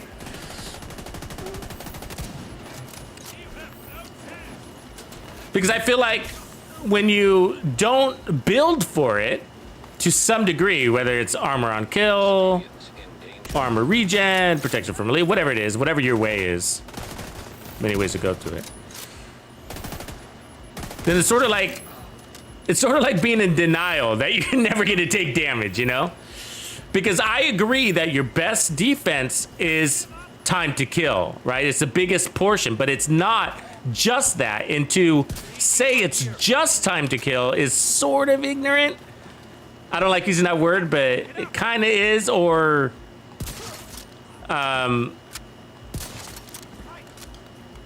denial, maybe. You know, that's maybe, you know.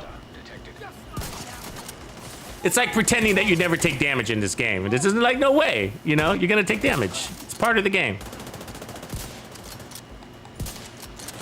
And so I feel like a lot of people are still kind of stuck on the old school system. I mean, we're talking like TU8 days, right? TU6? Where you're still min-maxing your builds because that was the only way to survive in the Division 2. But that was a long time ago. The game has changed, you know, and a lot of people haven't changed with it. But we're finding few less and less of those people, though, I think. Control point identified.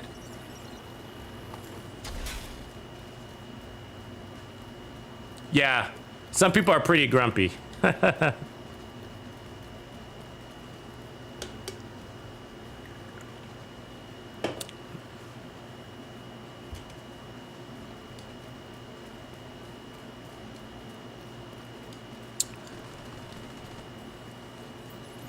Like, I don't know what everybody's complaint is about with Sparkle, for example. I mean, he was so easy to kill. It was just point and shoot.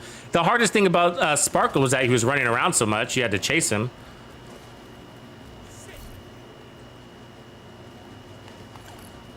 But his fire hardly did any damage, especially if he just held up his shield. It didn't do really any damage, actually.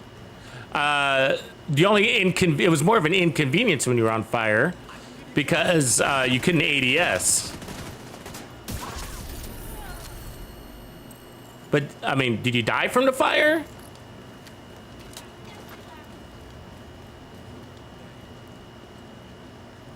He was definitely tanky, though, so I think it's a good idea to get your damage where it's at. Access unlocked.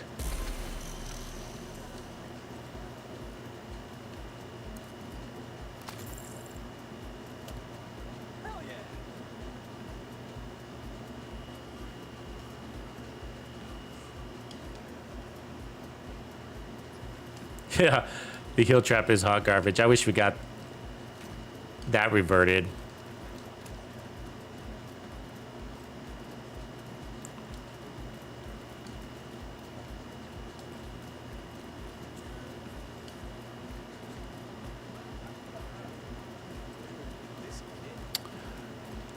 Yeah, the build that I used had the Catharsis mask, and it almost felt like I had 100% hazard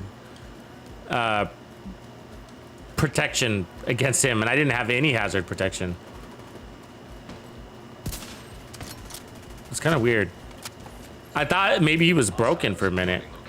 You know what I mean? Because I wasn't catching on fire, and I was standing in the fire.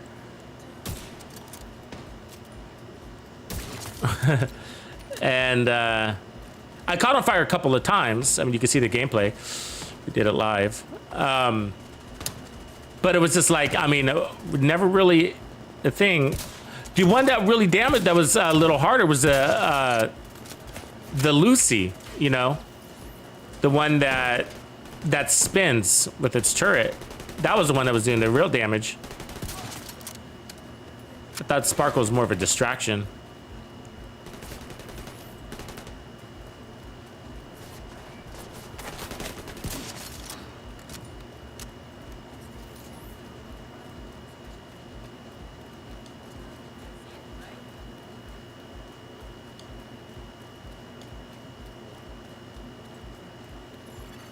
Yeah, I think an EMP is a really good idea. There's just a lot of people that don't have it because of all the new players. But yeah, I mean, that's easy. That's the easiest way to do it. Just tag him. I kind of just lazied it. To be honest with you, I was pretty lazy with it. I had a jammer pulse and an EMP would have been sticky, but it wasn't, for me, it just wasn't hard enough to even change the skill. You know what I mean? I was just like, you know, I'll pull some. Even with the Marauders, I have the EMP, but I just had my, I mean, I have the sticky. I just used my EMP. I was like, I'll just kind of run near it and pulse it. Even though, because I was like, I'm just going to shoot him down. I'm just going to shoot this guy. I'm going to blow up his little gas tanks, his little explosive points, and then I'm going to use my assault rifle and shoot him down. You know what I mean? And it just seemed to work. You know, it just seemed to work. I had a shield and with the catharsis mask, and so when I did take damage, it was spitting that green stuff out, and so I was just standing there healing.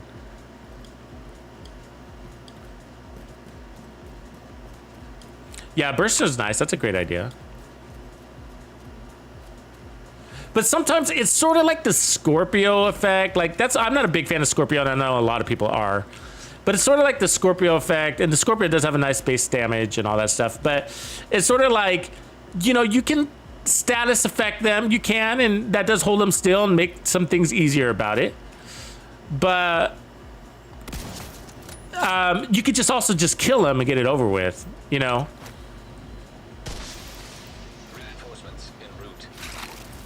But definitely the sticky is super helpful and super smart way to do it. Just tag him with your sticky.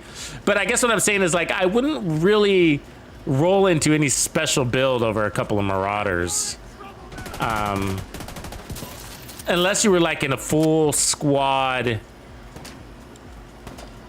like team efficiency situation. You know what I mean? Like there's 4 of you and you got 2 DPS and 1 tank or 1 status effect build and 1 skill build kind of thing. I mean, I would do it that way. If I was running that way, then yeah, then I think it's worth probably just, might as well status them all to hell, right? Might as well, because you don't need that much DPS.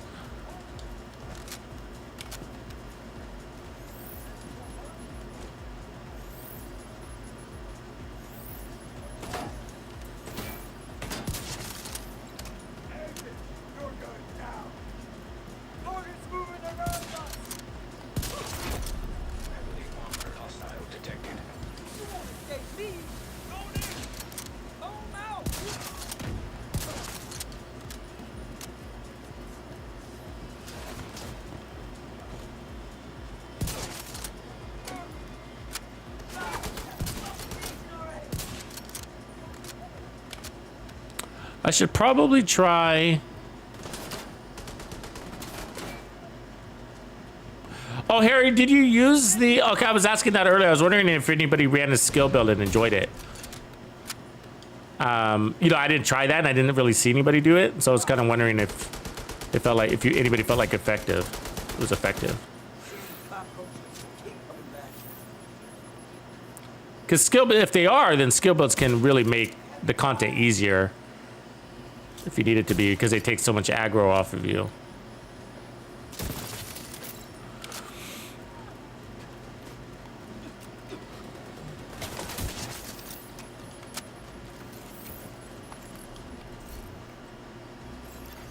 Incoming hostiles detected.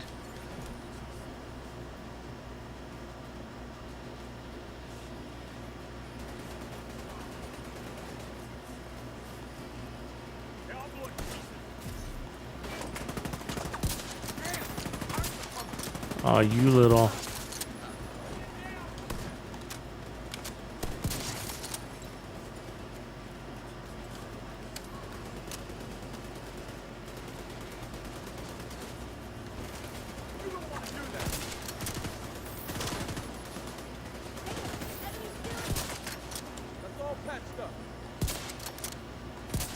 God damn, you move like a... Come on.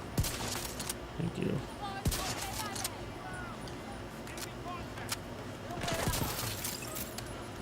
Okay, so I think we're going to want to probably turn on directives. I forgot to do that. Because it can change an impression of a build, so... Like, you might say, oh, we need more heals, not protection from elites. We need more armor. We don't need any protection from elites, whatever.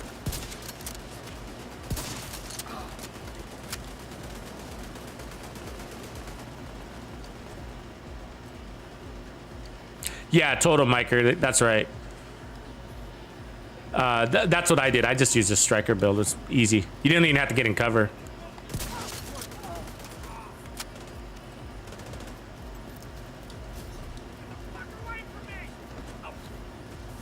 You just have to watch out for the explosives. So positioning doesn't matter, though. I remember not getting hit by any explosives.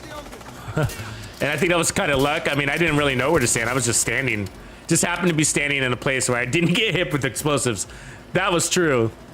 That was pretty cool, I guess. That was luck, though. I didn't get hit by one explosive, and that was luck. I was, like, up against the back.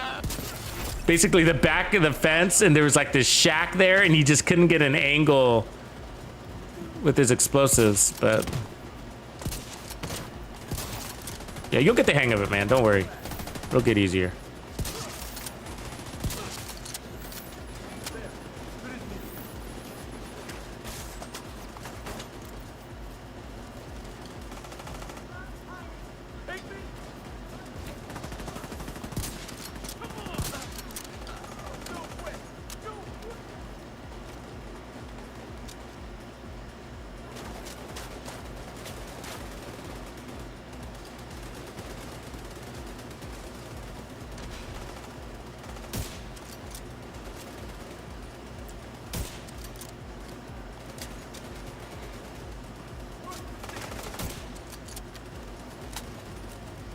What up, Sally Mae?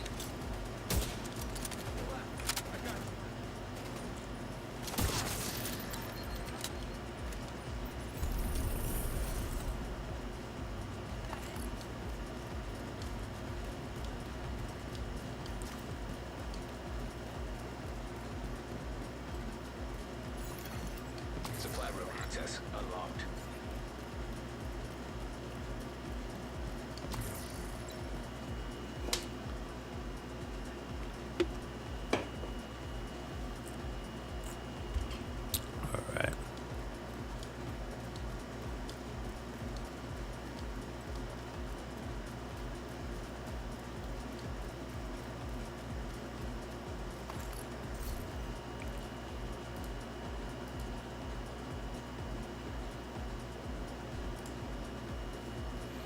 Let's see here.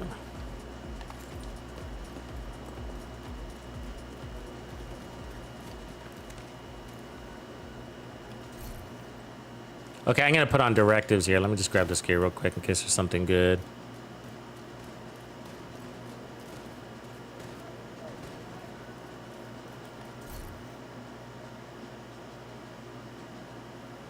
I could use some countdown runs myself.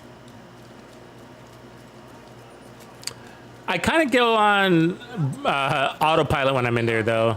Does it kind of feel like that to you, too? Like, it's kind of... Because it's kind of all pack play, you know what I mean? Like, wolf pack type gameplay. You got 8 people running in a circle shooting everybody. It's just kind of like, yeah, okay, I'll just go with it. I mean, the toughest part is obviously the extraction with the hunters, but... I don't know.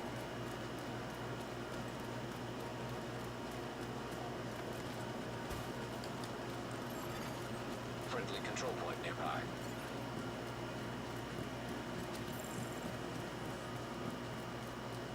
Okay, I'm gonna put on some directives, so just give me a second.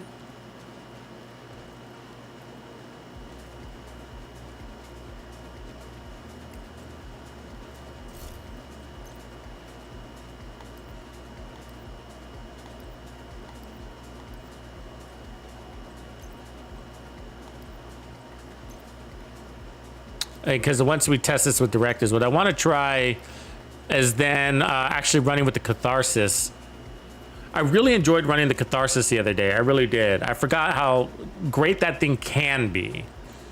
Now, I do got to say, it's especially nice when you have a shield to get it to spit or purge, but like, yeah, so I don't know. Maybe if we can work that out with the Foundry combo, because it also gives you damage too. So it gives you damage and heals. So I like the idea of it. In order to do that, we'd obviously have to get rid of this ninja bike, but we could end up running the Foundry backpack. So, yeah, so once I test this real quick with some directives, then we'll try Catharsis. Let me see about getting this Foundry backpack in my bag. There we go. Of course, we'll have to redo some things there to get it to work, but all right, directives. I'm not gonna run Pistolero because I don't have to worry about that ammo.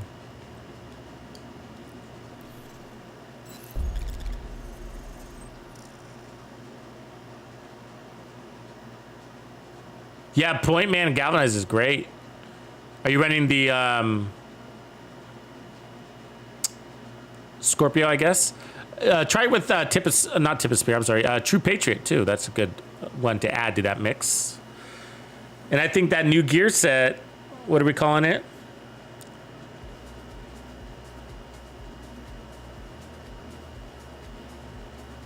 Not Paladin anymore, Cavalier. I like Paladin kind of better. Why do you think they changed it?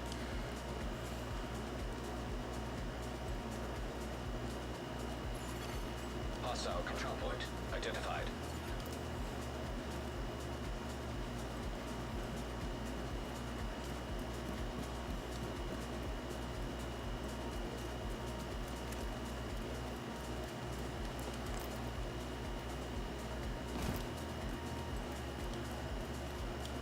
Yeah, it's Cavalier. I mean, I get the idea of being Cavalier, but I don't know. Was there something wrong with Paladin? Maybe. Maybe it didn't sound defensive enough.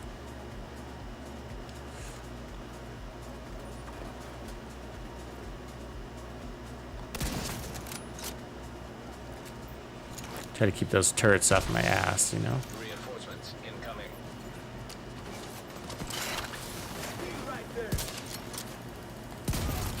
Right in my fucking path. That special ammo lady out of my...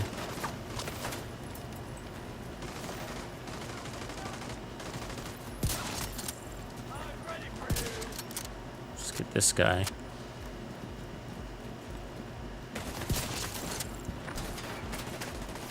Oh, I didn't mean to grab that. Fuck.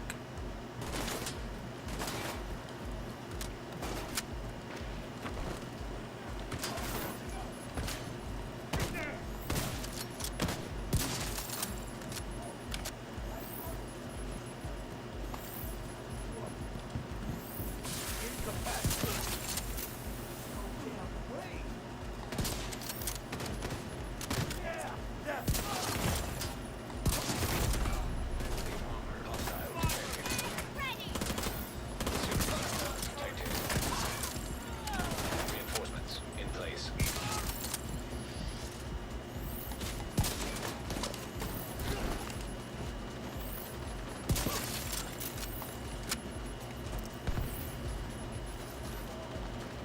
Should go. Here, bossy. I hate that armor break. Gets annoying. Because you can be playing really well, but you just don't have the armor kits, you know? And I'm gonna put, you know what I mean? So what are they saying? You can't play out of cover? You know?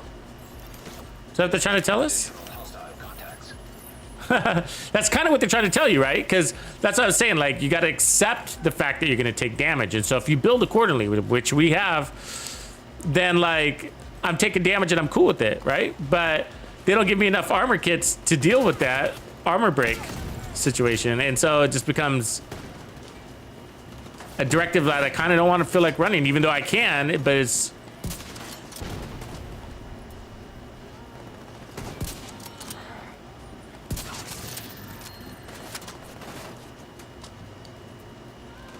But because they don't reward you, they should give you some rewards somehow. Kind of balance that out.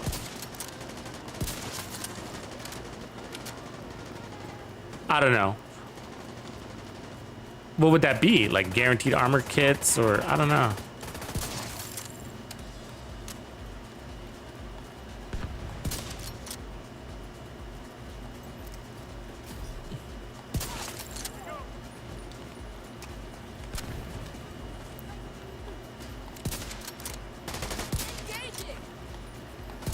Oh, come on. Oh, you're the worst. The worst, I tell you. Used a whole mag on her. Almost. She's good at that. Good at getting me to miss.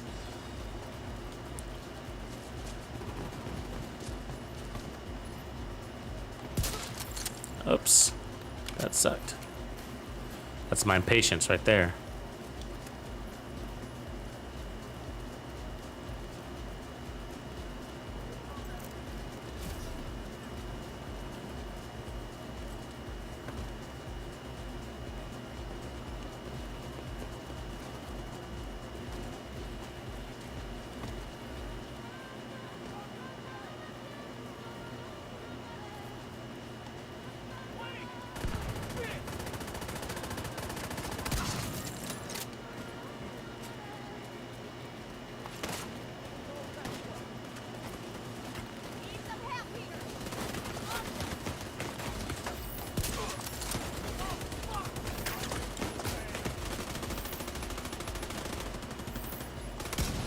Oh. God damn it. Really? Oh. As long as your armor doesn't break, it's alright, you know, but it's gonna inevitably break.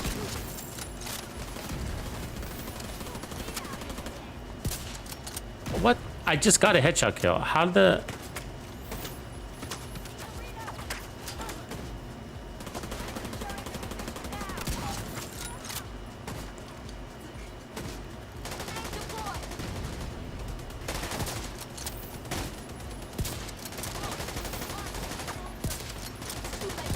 You again. It's probably the same exact one, as a matter of fact. She's been revived, right? I mean, I just can't fucking get her. There we go. Heavily armored hostile detected. I'm pretty sure it was the same exact one.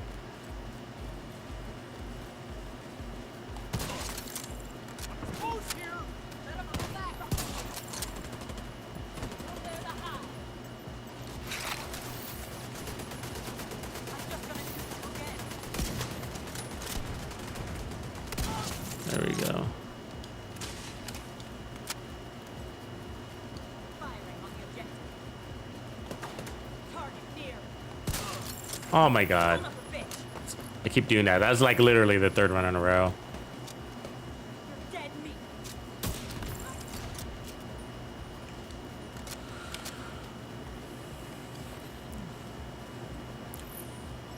Enemy drone. Come on, man. Fuck. Aren't you a boss? Be bossy.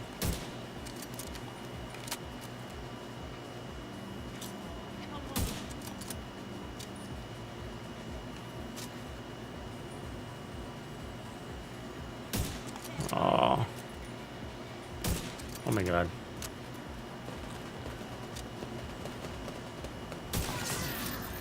Thank you, Jesus. Yeah, so directives is fine.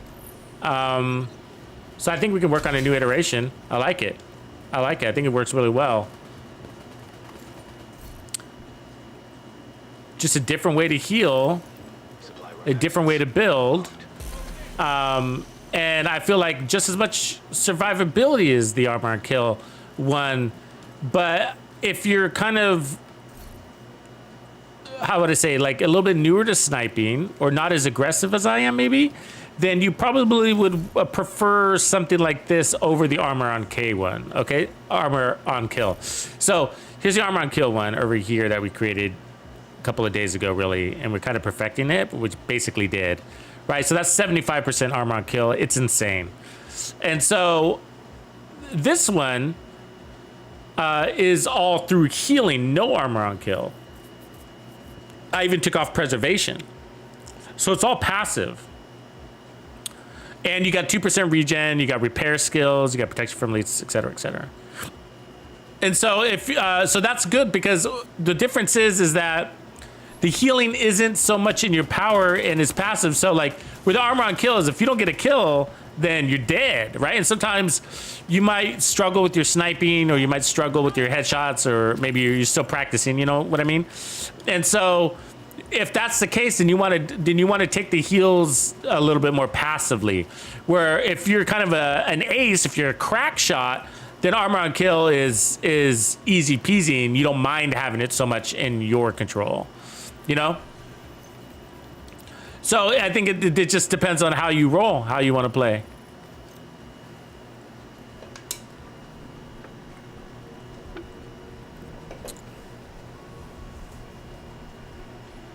Or it could be a competitive environment that might dictate that too. Like if you're running with a homie and he's also a good killer, right? And then you guys are going back and forth, and you don't want to rely on your kills for heals because you're competing for kills now, then you can consider passive heals that way too.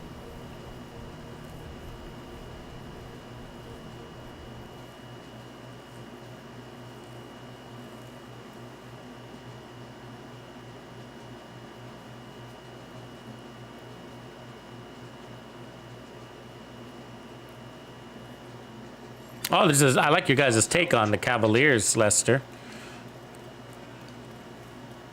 And Sally, D&D and stuff.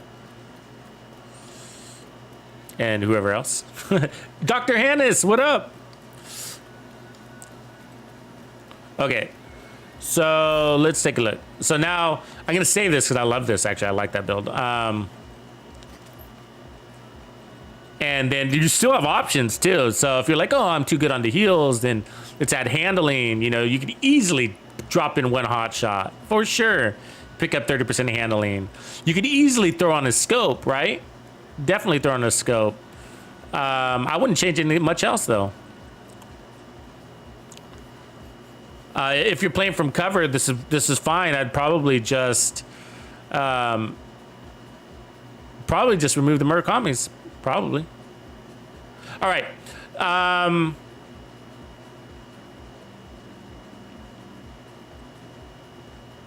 So let's get rid of the backpack. Let's put on a Foundry.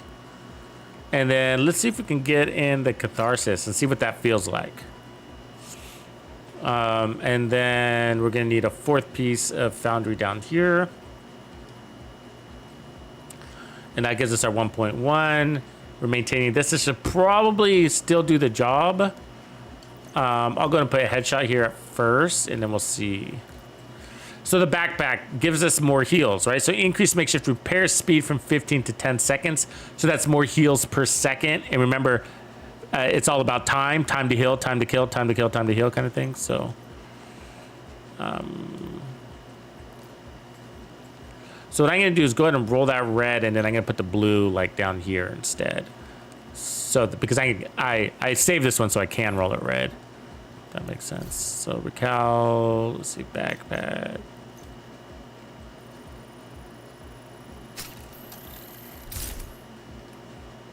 All right.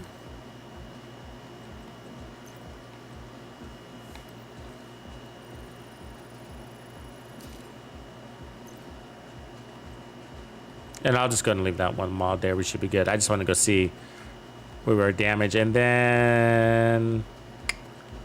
So Catharsis. We lost heals. We might want to run...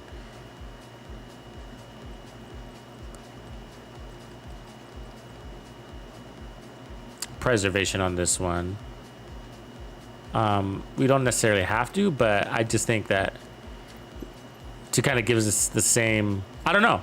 Actually, no, let's not at first. Let's not at first. Because I want to see how well that backpack, these two things do. So this is more heals right here. The thing is, how often are we going to get Vicious Cycle? So you've heard me say in the past, like with Vicious Cycle, you want it to purge as much as possible. That way you're getting the most of it. And then you're kind of averaging out your damage, 0 to 30, 0 to 30. And then you're getting heals constantly. Okay, but we're running shieldless. So that's going to be hard. Because in order to do that, you need to have lots of resistance. Otherwise, with Catharsis, what you'll see happen is you can break your armor once or twice before you even get your first purge. That's also good from a damage perspective, because that means you're holding on to your damage longer. So you kind of want to go from one extreme to the other, but anything in the middle kind of falls flat, if that makes sense. So in other words, like if you can stay at 29 stacks and stay there for a longer period of time, then that's great. But otherwise, you basically want it to constantly purge, so you're getting the average on your damage and getting the most out of your heals. So that's what we're gonna see. Does this even work? Can we take enough damage to, do we even care about the damage? Not really, because we can't use it, right? We can't use the damage because it's unreliable. And so, because we need a one shot, one kill, make it count. So we can't rely on the damage there. And so what I'm looking for mostly is the heals. So if I don't have the resistance to take the heals, and this mask might be pointless, which is fine, we'll find something different. And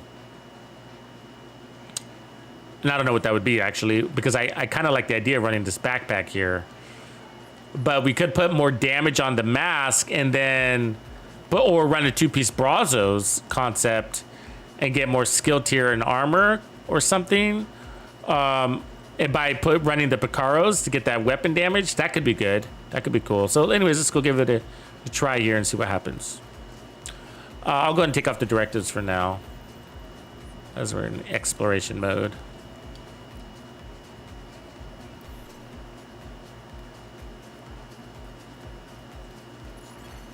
Hostile control point nearby. I hate that it resets when you're in the safe zone.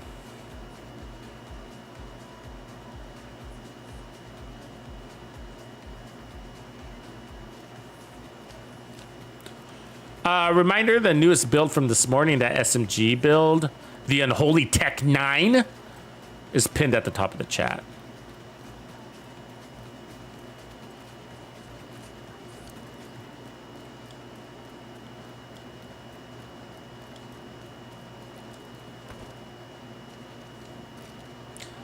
Which reminds me, I got some pretty cool plans for next season, guys. Like, oh, we didn't get that kill. Wow. What do I need to change? This maybe? That's probably it. You have been promoted to group leader. A clan member has joined your team. Mr. Throwback, huh? Heavily armed. Outside supply convoy. Immediate medical assistance needed. Reinforcements en route.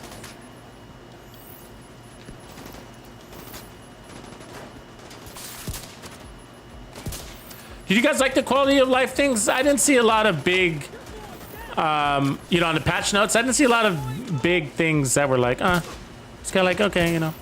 I didn't see a lot of like super helpful.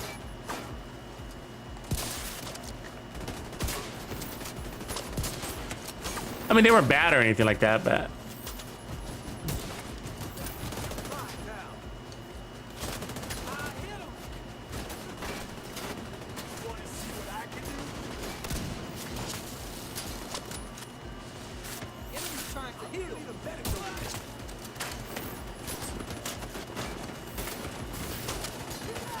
Oh, we got the heal there. Oh. Serious trauma detected. Agent out of Let me kill myself. Agent deceased.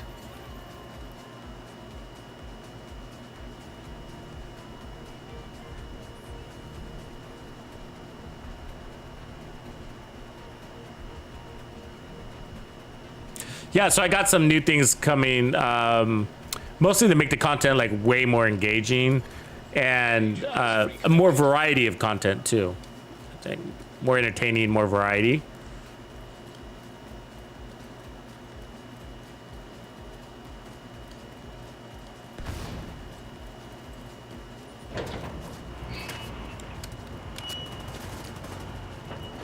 I'm definitely looking to push up my entertainment value, especially on by like not so straightforward. Like what I mean is like kind of playing on lore, but kind of like tongue in cheek is where I want to go with it. I don't want to do like kind of serious lore stuff. I want it to kind of be more entertaining. Sort of like making fun of yourself, making fun of the Division 2, but in a positive way, kind of a funny way.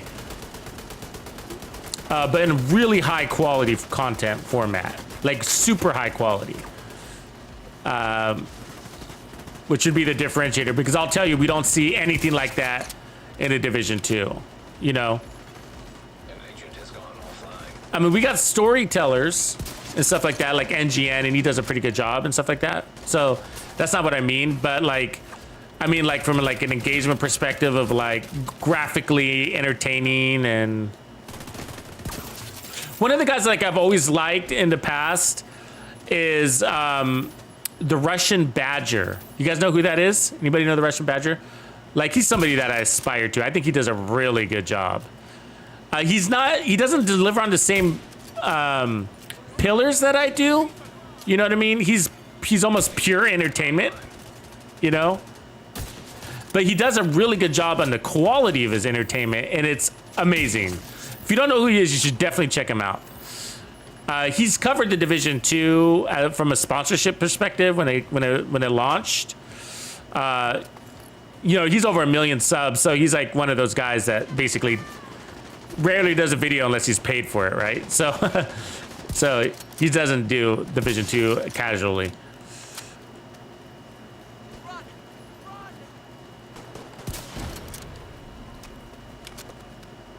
So I think with this one, we're probably gonna want the. Incoming hostiles detected. I don't have that version with me though.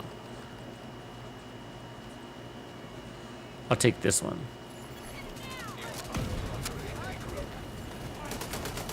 Hostiles attack convoy detected. Guess I'll turn that off. I don't know why it's not automatically off. It should be, you know what I mean? Do I need to check my settings? Because I don't get how sometimes I come into my game and my privacy settings aren't turned on, you know? There's a heal. I'm not paying attention because it kind of got chaotic there for a sec, but there's a heal.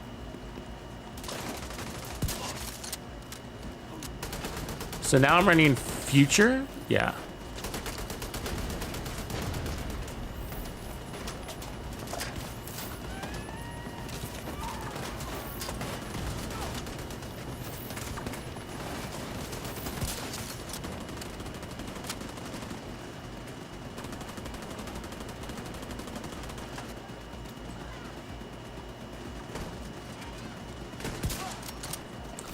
Okay, now I don't want future.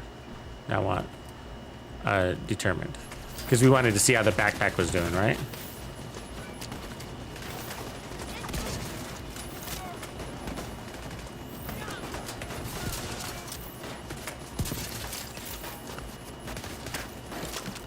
I mean, from a playing from cover perspective, that's insane heals. Like if you were to hold it down, this could be your build if you're that kind of player. Which, as a sniper, you probably should be. Reality is, I'm just being a really bad example. You know.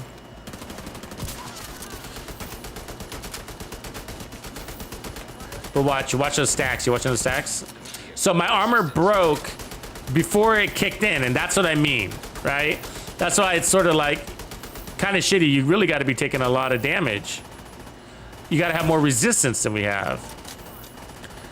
And so that's why shields sort of make a lot of sense with these.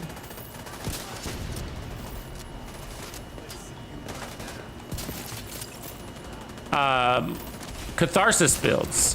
And we can run a shield, but then we're going pistol or rifle, I guess.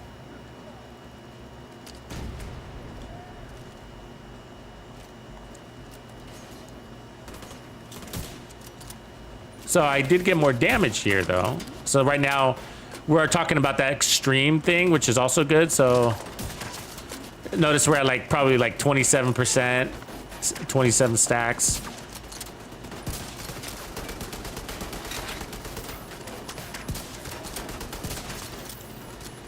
There's our purge.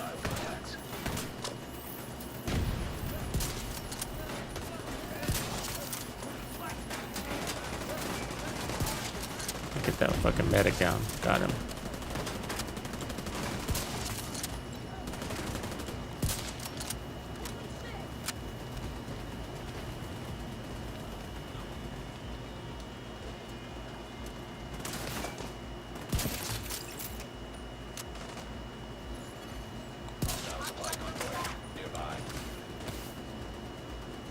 I heard pitter patters. Anybody else hear that?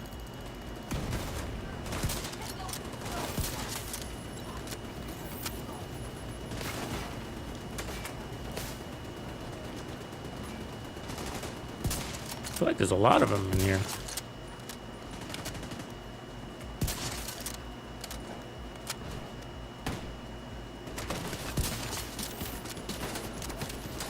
Yeah, but otherwise I think we got the equation right.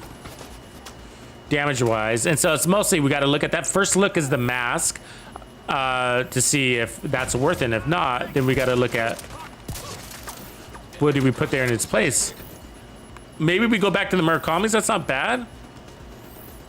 Or we could try the Foundry on this one if we don't want any more armor regen. Not the Foundry feature, I mean.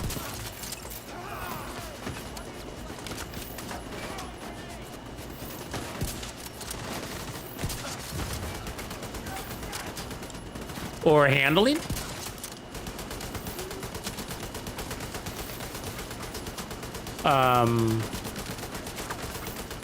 We got a lot of more options on this one, I think. Sort of. Sort of, huh?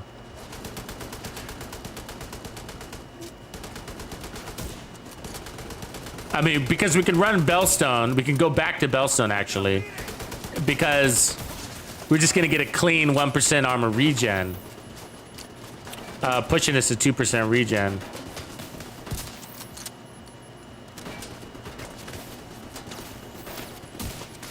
Let me just kill this boss and then we'll...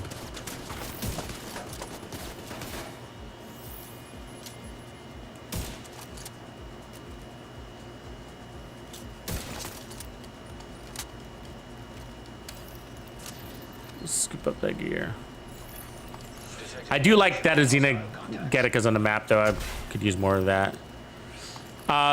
Which by the way, I'll try to remember to put together a farm list, but you should be thinking tank pieces for next season, especially with that gear set.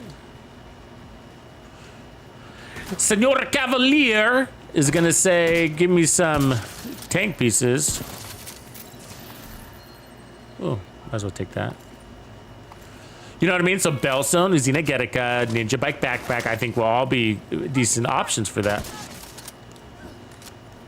Ninja Bike seems to still be more amazing, and it's gonna take the rest of the general community a couple of seasons to get into it. I think on the Ninja Bike. Unfortunately, some people kind of jump on the bandwagon pretty quickly, and it's, you know, somebody says, "Oh, it sucks," and everybody's like, "It sucks." Screw you, devs. But it's just that they didn't really look hard enough. You know what I mean? They didn't really look hard enough. But I'm not saying it's good for everything. It's definitely not the answer to all our prayers. But good. It's good. It's good. All right, let's get out of here. If I can. Let me go. Let me go. Let me die, I guess. Hostiles guarding location nearby. Kill me! Vital signs critical. Agent down. Agent. Who's Lex Friedman? Do I need to Google that person?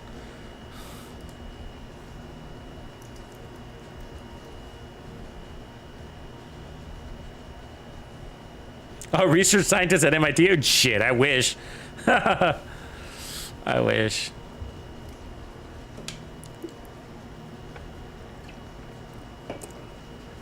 The reality is, though, I mean, like, in all seriousness, like, when it comes to builds, it's just really open your mind. You know what I mean? It really is. Be open-minded. Leave room for the possibilities. Just don't close yourself off and put yourself in that little box because it's popular opinion, you know? Because you're missing, if you do that, you're missing out so much on this game. You know what I mean? You're totally missing out, you know? It's just like, you know, make your own decisions, but keep an open mind, you know? Try things, get outside your box. I mean, I'll tell you, like even for me, like exploring this game, as I'm still evolving, right? I'm still evolving. Like, even on my sniper builds, all evolved. I gotta say, all my headshot builds evolved with season 11 because we learned new things, because we tested in ways that we had never tested before, and probably nobody else had either, I gotta say.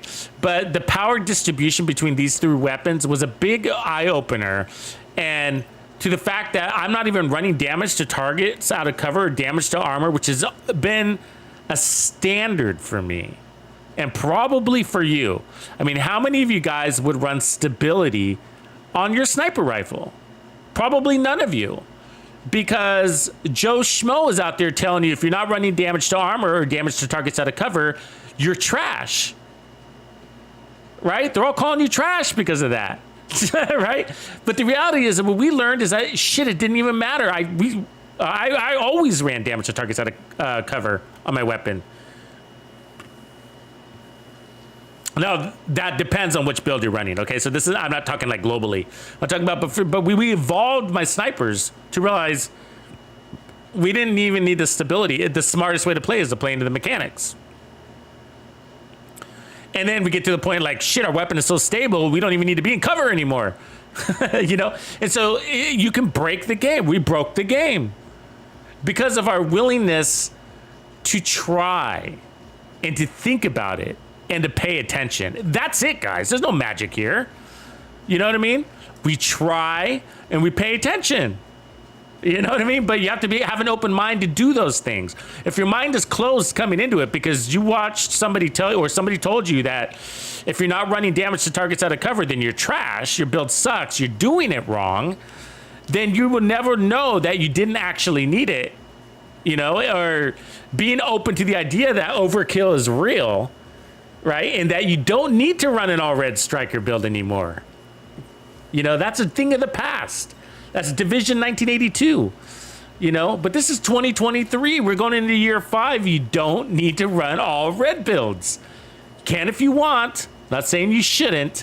I'm saying you don't need to, you know, but the people, and I'm not talking bad about people, but the reality is that there's some people that are just in denial.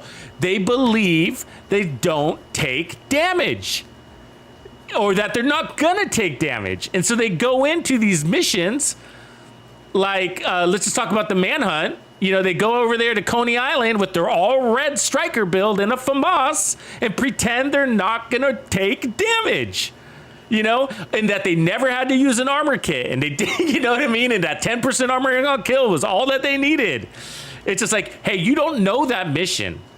You don't know that mission. You don't know that how many dogs or tanks you're going to encounter. This is the first time you're going to play that mission. And when you're going into a mission for the first time and you don't know what variables to account for, are you really going to put on a build that has no defense? Because the devs told us in not so many words that you don't have to do that anymore. And that's why they've given us things like Umbra, Heartbreaker, Hunter's Fury, the Memento, the Catharsis, even the Dread Edict. All of those are hybrids. Yes, Heartbreaker is a hybrid. It's a tank DPS build. And it shreds just like Striker, you know? It does. And so you don't have to punish yourself. You don't have to punish yourself. You know what I mean? So just like get out there, keep an open mind, explore, but most importantly, pay attention, right? So I think those are the two big things. Keep an open mind and pay attention, because if you're going in there and you're just like, oh, I'm never going to take damage, then, you know, just like watch your armor bar, watch your armor kits, you know, and then watch how often you're suppressed. And so you think you have great DPS, but the reality is that you're suppressed all the time, you know, so you're not even shooting because you know your armor breaks too easy. You know, so it's just like, I mean, it depends on the mission, right? Now, I'm not saying you can't run all red builds. I do, and they can even be really easy, right, on heroic content, especially if you know your heroic territories really well, right?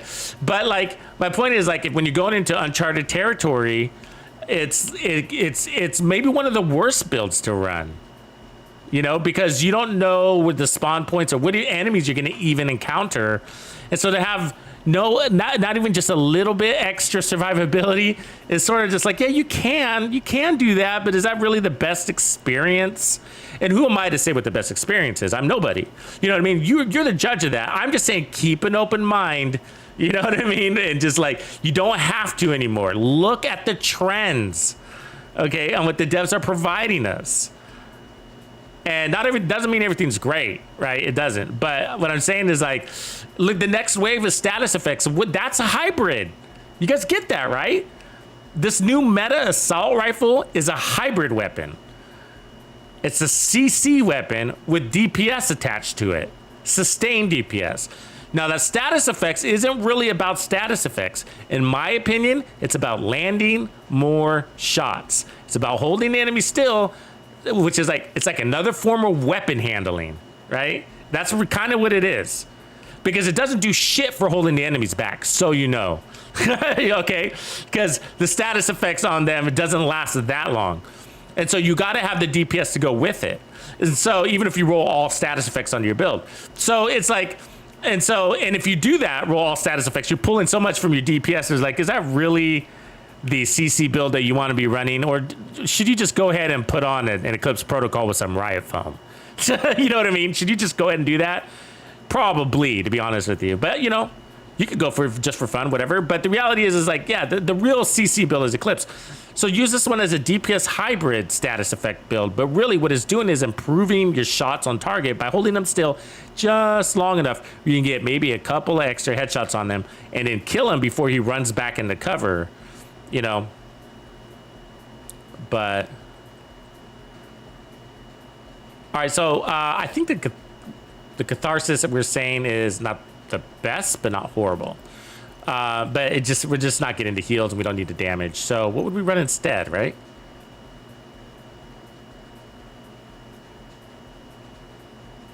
Thanks. That's really well said. Missed shots and dead people do 0 DPS, and that's a double-edged sword, right? Because it goes the same thing. Because we always hear this is one of those generic statements that people make, right? They're like, oh, well, if the NPCs are dead, they're not shooting at you. Yeah, and if you're dead, you're not shooting at them either. Like, and there's more of them than there is of you. You're the underdog. Don't forget that. You know what I mean? So, fast time to kill. Fast time to heal, and then the rest is up to you guys. The rest is up to you. The build isn't going to make it. The reality is it doesn't matter, and that's a whole nother conversation, and then we can go on for hours about that. But all the builds do is enhance your playstyle and skill level. So if you don't have the skill to run and gun and snipe, then this build is not going to work for you, and it's going to be horrible. You need a play from cover type build, and this one is also play from cover. Just put on a scope. But my point is like, you know what I mean, an SMG build or whatever.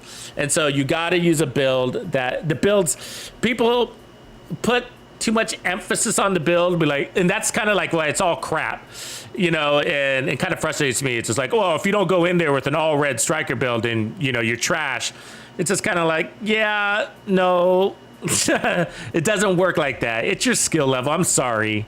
You know, I'm sorry if you're watch 4,000, you haven't figured that out yet, you know, or 5,000 or 10,000, that if you're that high, you should know by now that it's your skill level, not the build, that's making it happen. You know, the build just enhances what you want to do. And that's why your build has to have an objective. What is the objective of my build? To get out of cover, to not have to use an armor kit, right? And to continue to play forward with an aggressive play style. So I don't want to change my play style. And so I want the build. So what am I saying? I want the build to support me. I don't want to support the build. If it was about the build, if an all red FAMAS striker build was the build, if that was the build, then you would be supporting the build and you wouldn't need any skill to run it. But you do have to have skill to survive in this game. It's hard, and you got to learn that. Everybody can. And that's why everybody eventually does. And that's why the game gets really easy. It gets very easy at a certain point, you know? And so don't really be careful how much weight you put into, you have to run this build You know what I mean? It's just like, I mean, it's nice suggestions are good, but you know, it's really about your play style and what and your skill level. You got to go with what is going to help you be successful. And I got to tell you, like an all red striker build with a FAMAS going into a mission that you have never played before against the Tusk is probably not the best idea, especially because you don't have to. And we proved that. You know, we proved it with at one point. What did we running? I probably deleted the build now because I have to. But what were we running on that? Like 1.7 million armor or some shit? We were running 5 blue cores. 1, 2, 3, 4, 5 blue cores on that striker build. So what is that? That's 1.7 million armor. And then when we were running the Araldi chest, we were at 1.9 million armor. And we were hitting over 1 million. You know? So it's just like, you know, and our time to kill was fabulous. And so I didn't need to run it. Why didn't I need to? What's special about me?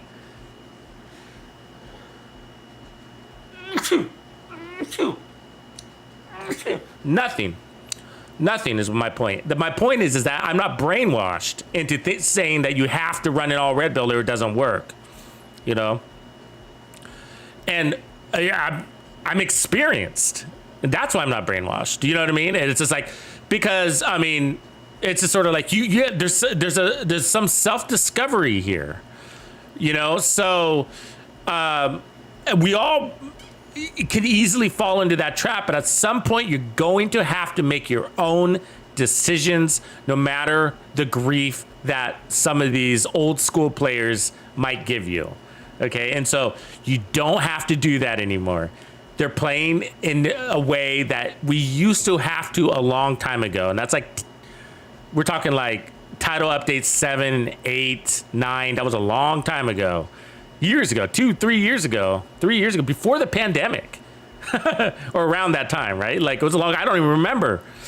But I do remember Heroic being really hard. Like you had to run an all red build for Heroic. This is before Legendaries came out. I remember when Legendaries came out, I was like, holy shit, these are so hard.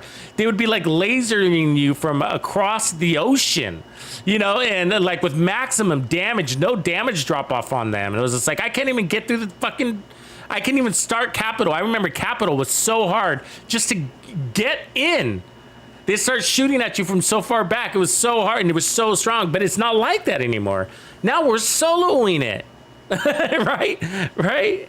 It's just like, now we're playing out of cover with these crazy protection from elite builds, right? And that'll come later. That all came later because they unlocked mods for these extra pieces and whatever. Jay Hurst, I appreciate you, man. Thanks for the love. I'm glad you're catching me live too. Welcome, brother. So, like, I just think that, you know, that's big discussions, and all of you are going to encounter what I'm talking about at some point, you know, but I kind of envy, like, the new players. Like, if I came in now, you know, with the gear that we have now and all of these possibilities, because when we started, man, it was just like, the gear changed at one point, but, you know, not a lot of options.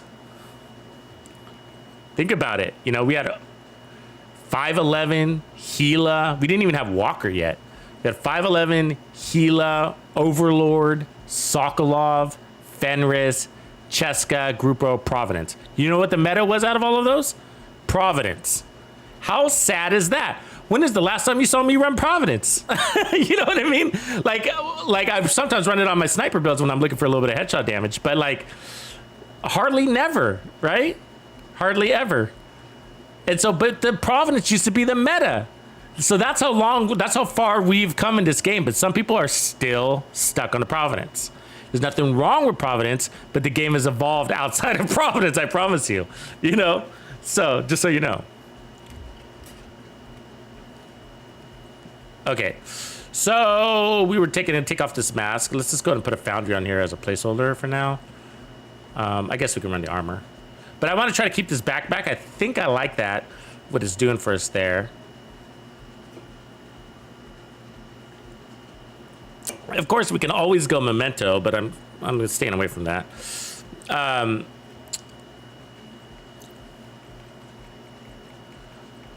then, I guess Murakami's could still be interesting here. Or Bellstone. I think Bellstone's better than Murakami's in this case, right? Because it moves the armor regen up into the brand set attribute, opening up your weapon handling or even more armor regen down at the lower attribute level. So I think that would probably be the move. And then like that, you see that? So we win weapon handling here. And we can go red too. So, and then we didn't miss any damage here, but what we were hoping for were the heals, but we just weren't getting a lot of it. To where it was like making the build. So we could try it this way. The other way to go is, I gotta say, actually maybe it's the better way, as a matter of fact, is to put on more damage, thereby opening up the possibilities for more armor. And so this is where Providence would come in handy. Or Habsburg. I'll see if I have the Habsburg for... Yeah, the Habsburg. Let's do that. For season 11 reasons, right? But same thing. So by combining Habsburg with Walker, we lose our damage to armor, by the way.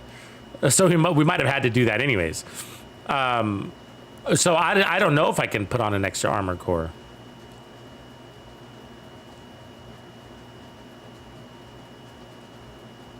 So let's try that. Let me put on headshot damage here first. Let's go see what we can do. So I want to make this different enough than the first one, right? So where we're using the ninja bike, which really opened up a lot of things, I got to say. So what am I missing otherwise? Picara's holster, that could be another win because it's going to give us back 15% weapon damage. So if this doesn't work, we could look at that. We could even run 2-piece Brazos down. So Brazos chest, because 5% weapon damage isn't a lot now that I think about it. We don't want this, actually. We want Providence here. See that? So Providence would give us 15% headshot damage, which is better than that 5% weapon damage. So we'll put headshot damage here. No, I got skill damage right there, but that's because I'm using this on another build.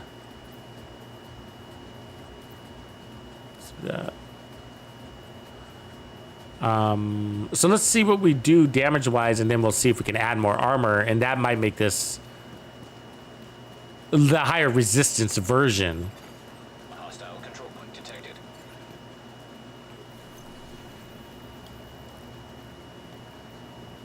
I love the castle being open for business. I gotta tell you, it makes it very convenient for testing because you got the choke right outside the front door. The only thing I hate is that resetting does this. I wish it didn't do that. Oh yeah, good point. Good point. That could be the trick. Negative. Good call. Good call. Sawyer's. What other exotic? Oh, you know what could be interesting is also the Dodge City on this. Maybe it could replace our TAC 50. There's a lot of pressure on our Dodge Cities. I'm not a big fan of it, but something to think about. All right, so all we need to do is a check here. We've got a 10-107, technically a little stronger than our last build. We have non-crit too, so that's good. All right, so what do we got? Incoming. So that's 1.2 million armor. Hostile supply. About the same on the armor.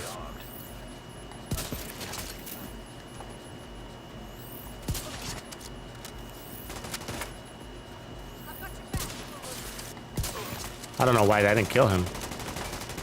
You like that, agent?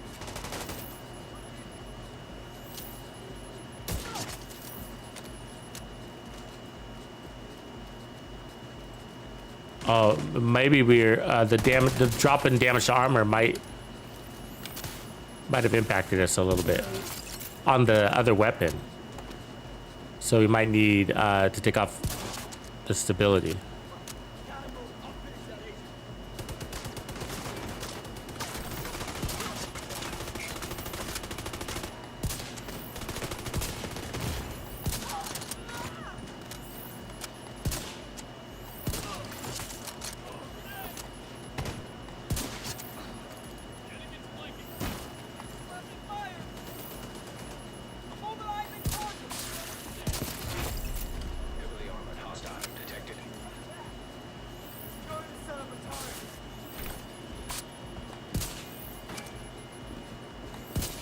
Oh, what? So right there, did I time out?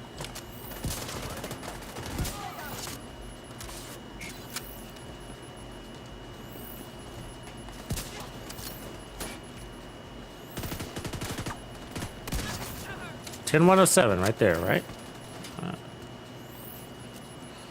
So we might not be getting, I gotta look at the other weapons. 21.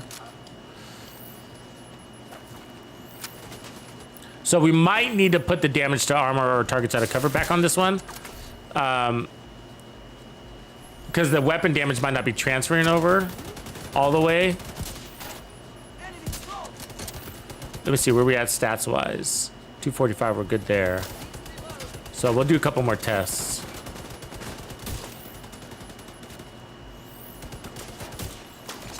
Incoming hostiles detected.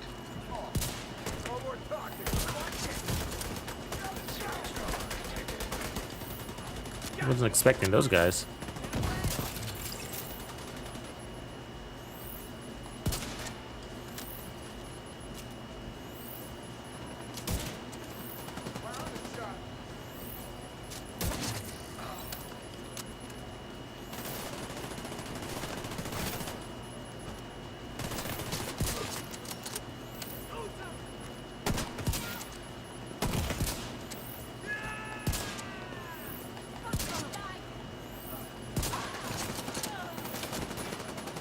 You seen that hip fire on the gun? So when you got determined and when you're pinned down, it's an awesome capability to be able to hip fire. You know when you're in a crunch. Detecting additional hostile contacts. Incoming hostiles detected.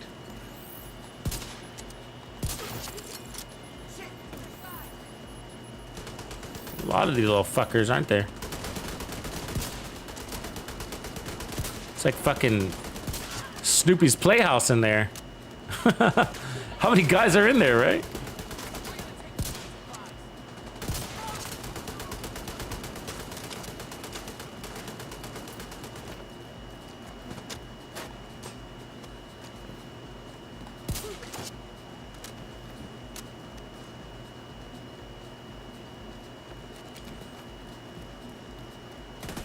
I've always liked close quarter combat marksman rifles, you know? I've always liked that kind of play in battle, in real life. You know what I mean? Not play, but real life fighting style. The guys that use, you know, like basically CQBs, M1As, Agent incapacitated. red dot sights, and, you know, one-shot kill. Close quarters.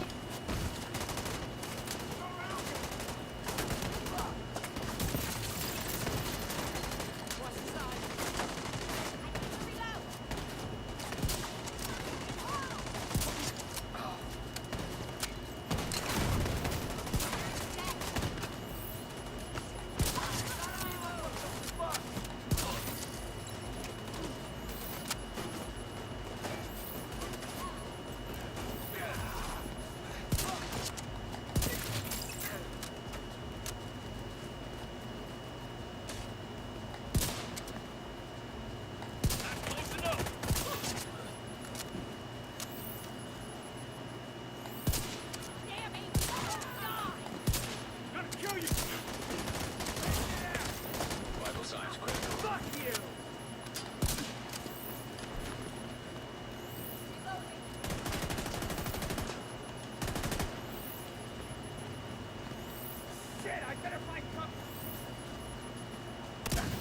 Shit. Didn't expect him to get up so fast. Heavily armored hostiles detected.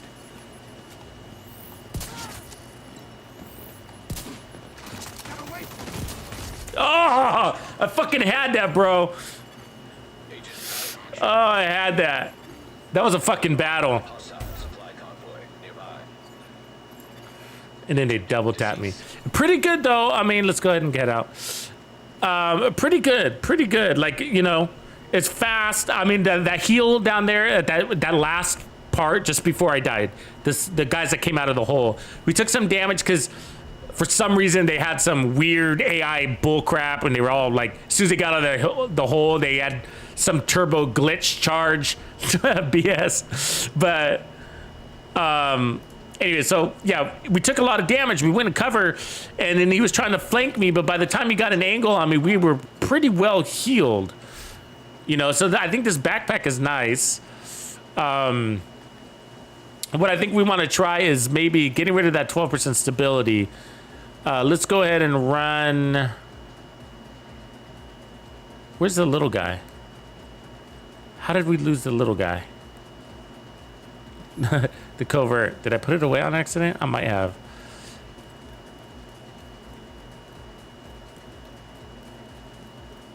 I mean, we could run preservation. That could give us an edge, you know, on the healing side.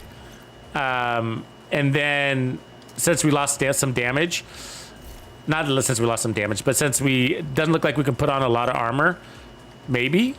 But this gives us damage to targets out of cover, so that's gonna help the transfer a little bit. Let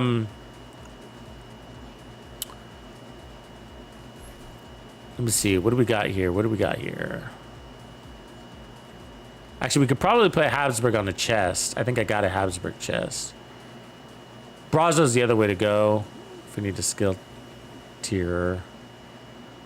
So there's a Habsburg with armor regen. Help a little bit. I'd rather have handling.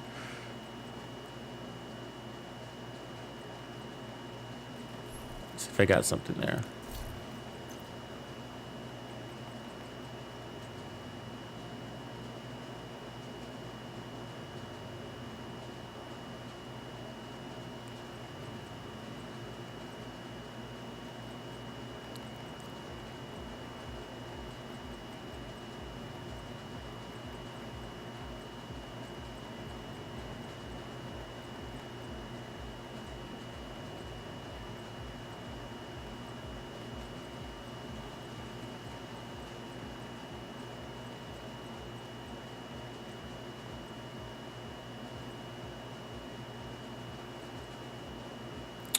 Xena for more armor is not gonna be that helpful. I mean, it could be. Would that push us to 1.4? But it's also because we're picking up a blue core, so it's not just the thing.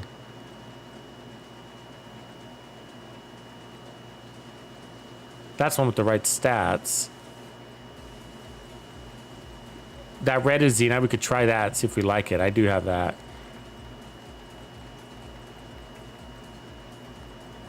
But I think Bellstone would probably be the better way to go if we could do it. Because we're hitting that 10.1 million with attack here, so, you know, not a lot of wiggle room to add a bunch of armor.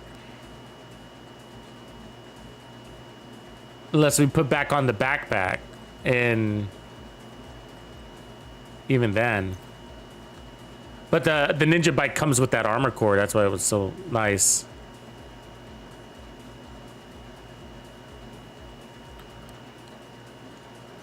Yeah, drop the question. Hopefully somebody can, Real Gang. I can ask both sides.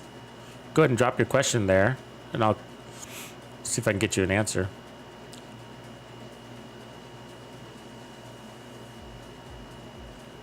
So Gila could get us 1.4 also. Okay, so anyways, we're gonna try this all red Uzina that we have here somewhere. We do have the hazard with the regen, but we want the handling. It's not bad to go regen, but I'd rather have the handling. So we have that one. See, that pushes to 1.3. That's kind of nice. Let's see, you know, it's got a little bit of armor regen too. I'd rather have the handling.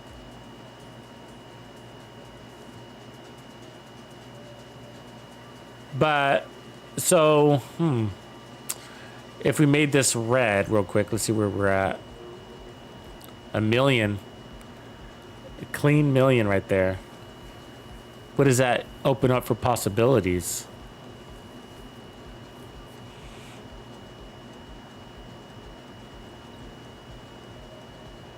Probably opens up a Bellstone, and we get less.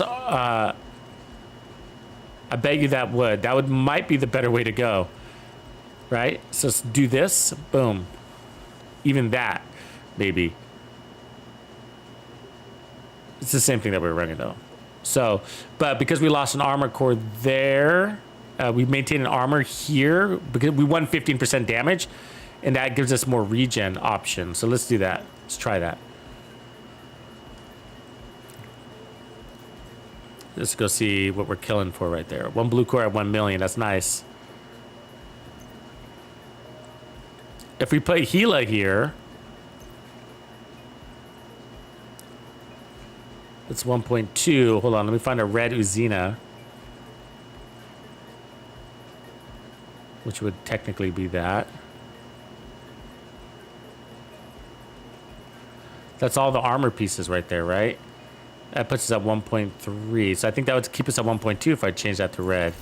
Detected. In location. Guarded by hostiles.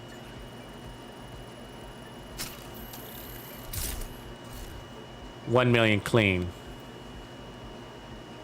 So let's see here.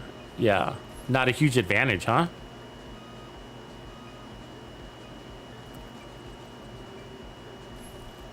Doesn't even push us to 1.1. You think that would? We have all of the pieces there. 10% total armor, 5% total armor, 5% total armor. That's 20% total armor, right? Doesn't scale well. Scales like shit. I mean, we did better off with the other way around, right? So that's $1 million. Watch, Bellstone. Put back on the belt with the 1 blue Bellstone here. If I can find it.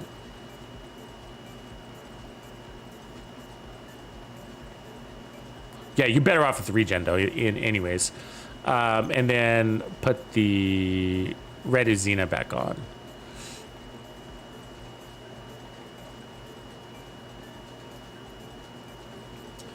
Keeps that cool $1 million. But I would rather have another regen. So actually, the better move, if I can make it work, would be Bellstone on the chest. With the 1 blue core, and then the red Murakamis, pushing us to 3% total regen. 1%, 2%, 3%, plus makeshift repairs. That might be the equation right there. Lose a little armor, gain a little more regen. See if we can go one-shot kill and then transfer. If so, that could be cool.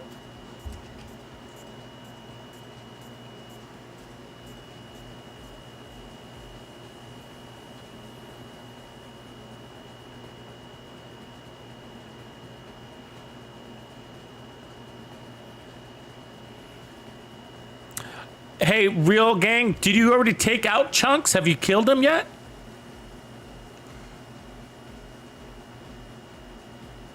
So Chunks was, let me look up, see if I can see him still. Manhunt, Chunks. So 3 control points, 1 bounty, and 1 public execution. So, and then it's him, right? You got to kill Chunks. So I'm guessing you haven't killed Chunks. And my bet is because you haven't completed your public execution. Okay. Have you done the public execution yet?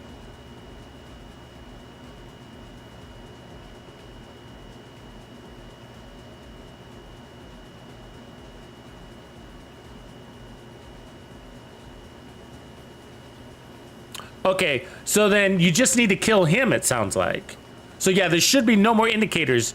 You just got to go to bounties. Okay, and then go to Chunk's territory, wherever that was. Wherever his territory was.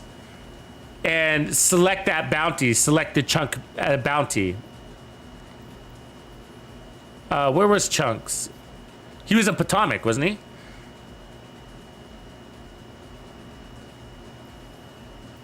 Oh, you only have 2 of 3? Yeah, you need to do all 3. And so if you have to reset your control points, go ahead and do that. Because maybe you... Okay, yeah. Yeah, West Potomac got it. Yeah, so that's all you're missing. Complete that last control point, and then that'll unlock Chunks to be able to go to the his mission, wherever he's at. Actually, I think he's down in Lincoln. He should show up in the Lincoln Memorial. But you access these bosses you find them in the bounties area, which can be confusing. Because you know that it's in Lincoln Memorial, and so you're like, oh, I'm gonna head over to Lincoln Memorial and fight him, but it won't let you access him, and that's because you gotta go to bounties and then find chunks at Lincoln Memorial through the bounties tab, which will be here.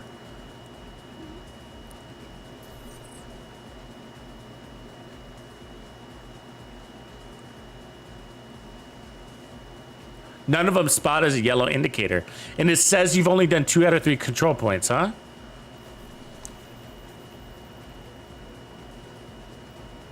Because there's only 3. Sleeping Giant. Oh, wait, where's West Potomac? Is this West Potomac down here? Yeah. I think it's up here. I think he's in Foggy Bottom, I thought he was. But you might be right. I just don't remember. Or Constitution Hall.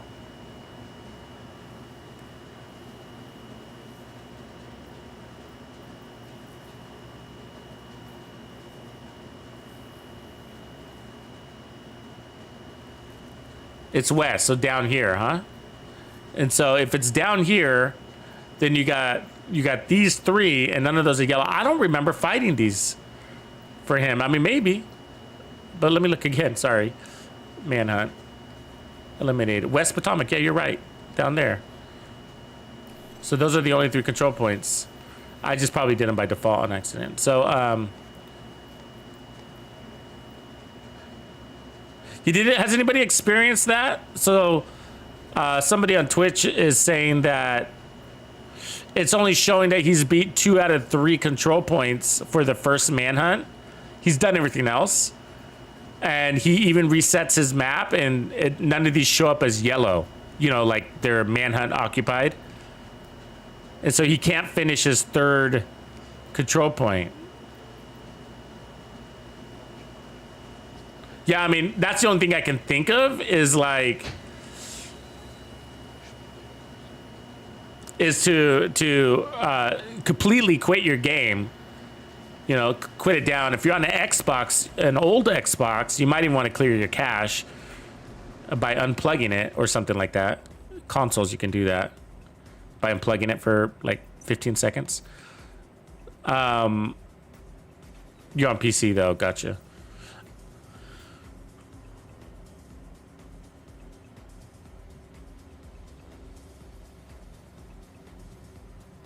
Yeah, it's not the public execution.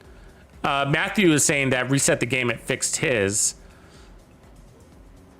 Yeah, it's not, the only thing he's missing is a control point, but the execution he already did. He did the public execution already, and he did his bounty, he said, and 2 of 3.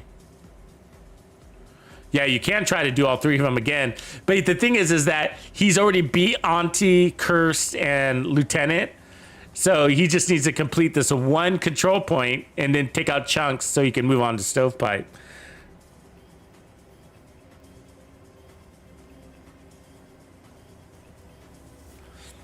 Yeah, that's the only thing I can think of is hard reset the game.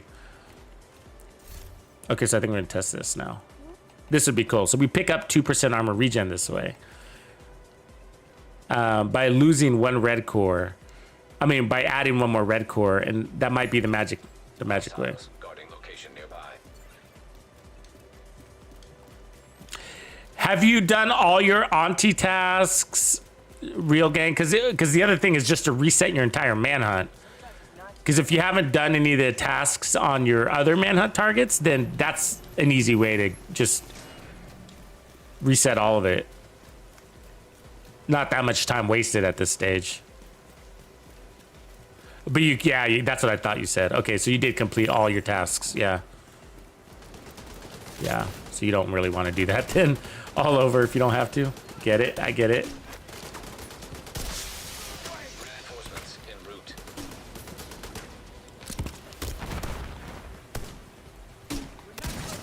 9.9. Woo, right on the money. Okay, so now we got the one with damage to targets out of cover on it. And what am I running? Talents? Oh, preservation. That's right. So we're gonna pick up more crazy heals. This is a crazier heal scenario, which is the one we're running. We can still go determined, and I do like determined, but this makes it very strong in the heal side. You could be a really decent healer too.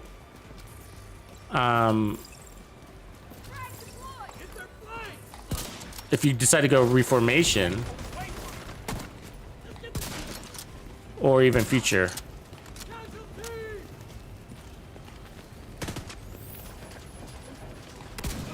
Shit. I don't know how he runs my shots. Okay, 9.9, we're perfect on the damage. Oh, fuck. That's not good.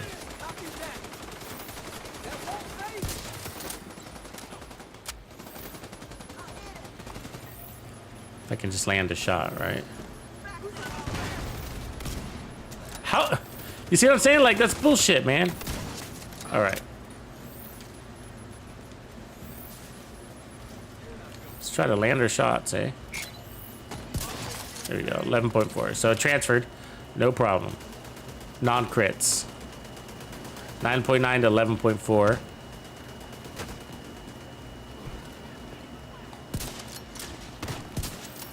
The fuck?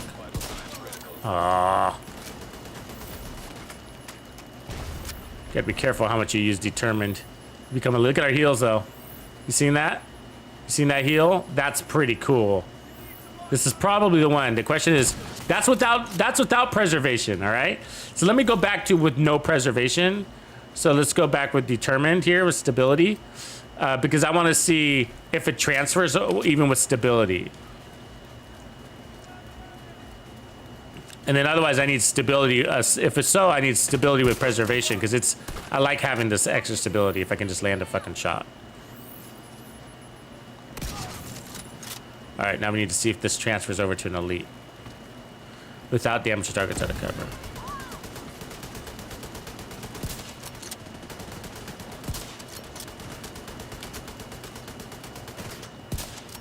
This is it. Why? Thank you, it did. Okay. So cool, we don't need damage to targets out of cover. Stability is fine. That's what we just learned.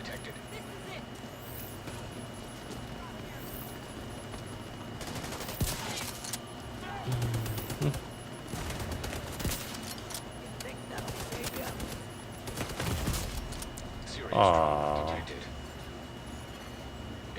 he must have been hitting real hard. You know what I mean? Or something. Maybe my health wasn't up and I didn't realize it. Not my armor, but my health bar, because he shouldn't have been able to drop me all the way down.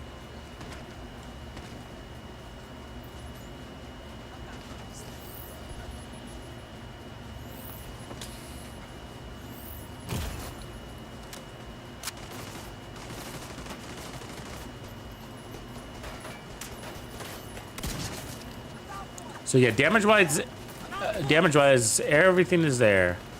So I think the perfect one would be stability with preservation.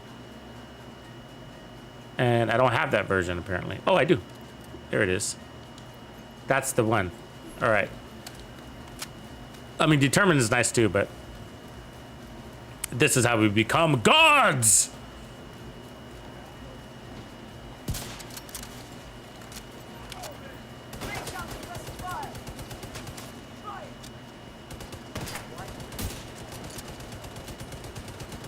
You know, this guy is over 30 million armor in solo mode. Immediate medical assistance needed.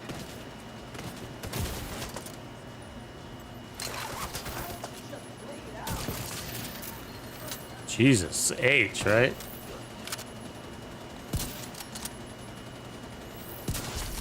It's like the worst boss, and they always give him to me.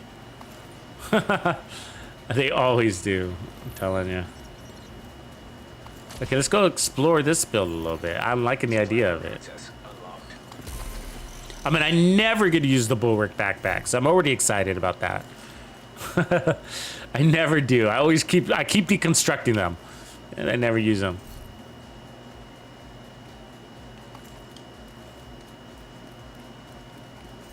You've been around for a long time.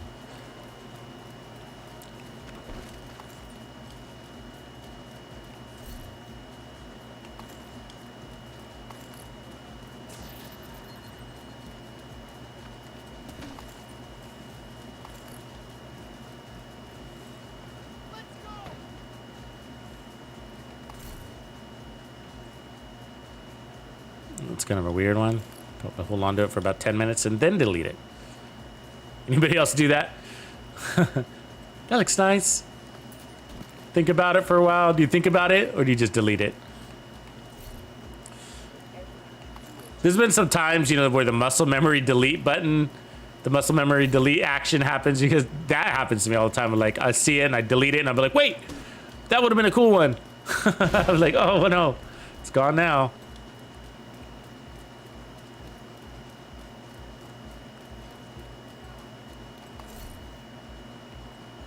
Closer with Hasbro. You know, this could be interesting. Add red there, and maybe it could be good for the new Cavalier. Yeah, so collect your tank pieces and think tank DPS also. So anything that could look tank DPS. A Cheska would be good. Might want to think about staying away from crits since you won't have much, but.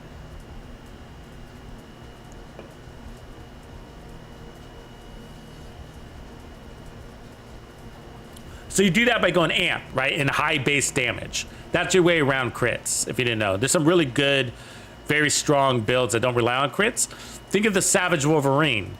It doesn't need crits. It's got perfect close and personal, and perfect for a tank build, by the way. And then what do you call it? Chameleon gives you all the crits that you need, so that's a workaround. Kingbreaker, Spotter. So those will be probably key for the new gear set, because you're not gonna have a lot of room for crits, and you're gonna want to roll on as much damage as possible. So if you can't get crits, amp damage it up, and then just you'll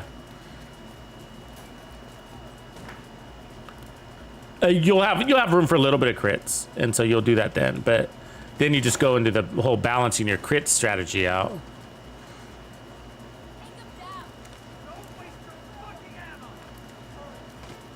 Getting flanked.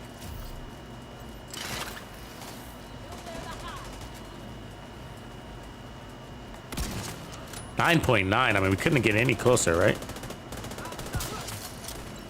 Okay, so now we're running preservation with stability and no damage to targets out of cover. So it's going to be important that we land our shots.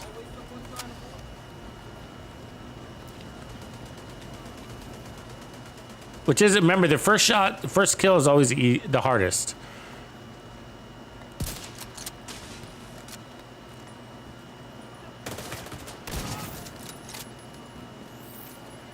Once you have that, then Headhunter turns on, and was that not a headshot right there?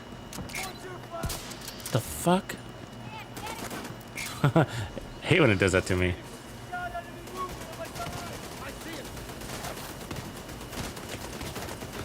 Really? My decoy's up there. Right next to that.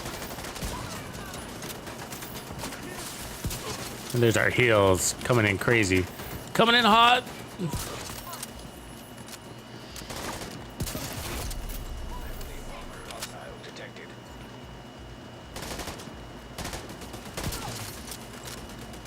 Oh, another heavy. See what I'm saying?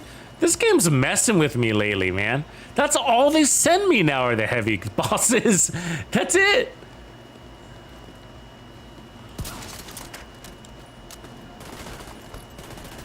I mean, I just want a variety. It's not like, you know? Let's mix it up.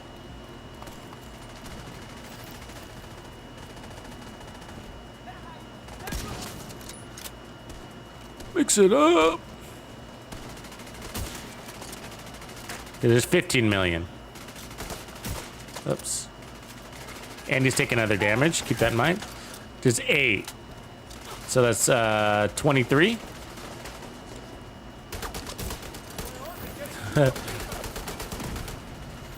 80, 31 plus 7, 38 million. 38 million to kill that fucker. Incoming hostiles detected. Civilians in danger. And they keep sending me that guy. That's like killing like 4 regular dudes, right? That's how you curve the bullet.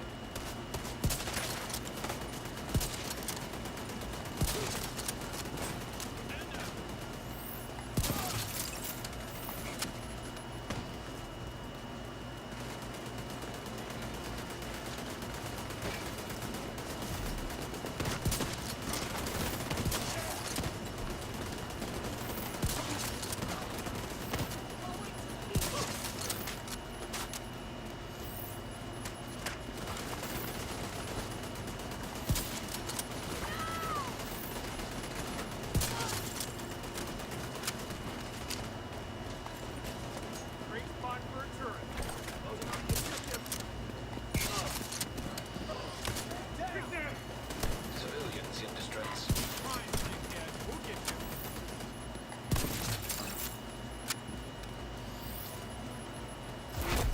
Heavily armored hostile detected.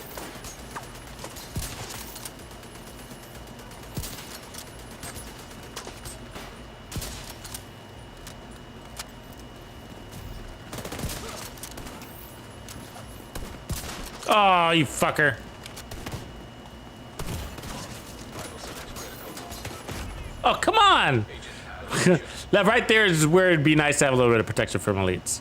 Just to clear that corner. You know what I mean? I mean, because we're kicking butt so well, we don't deserve to go down like that.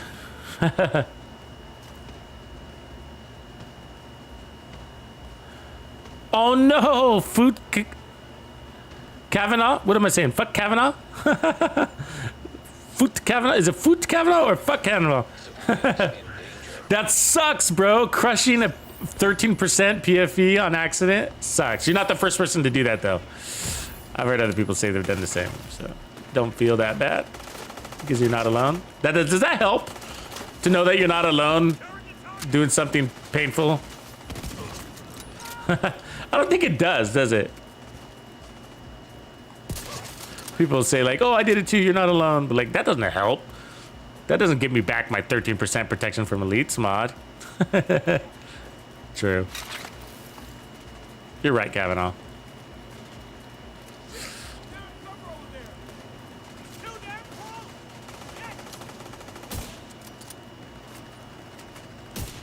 Fucker.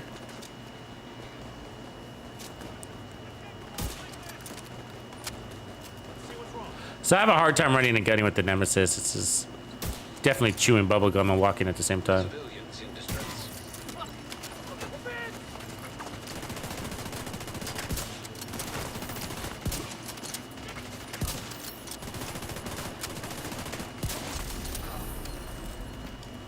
I like the build though.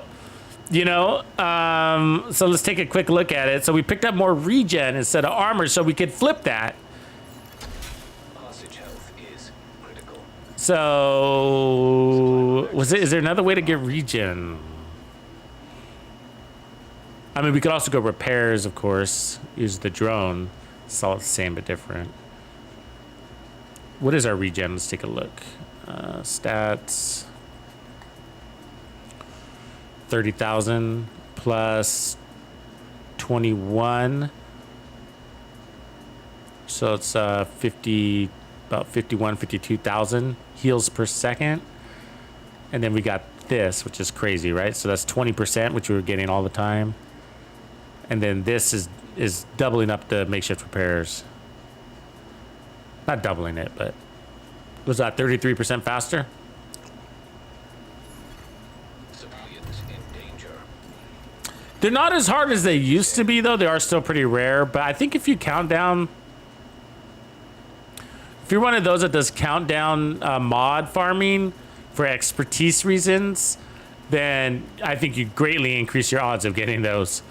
Because I know somebody that in our clan that does it or did it, and she ended up getting 3. And she was relatively new, where it took me forever to get 3.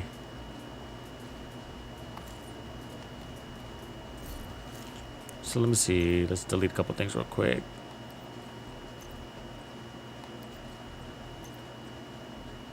I don't want that. I told you I'd delete that. Closer, we'll keep that one for now.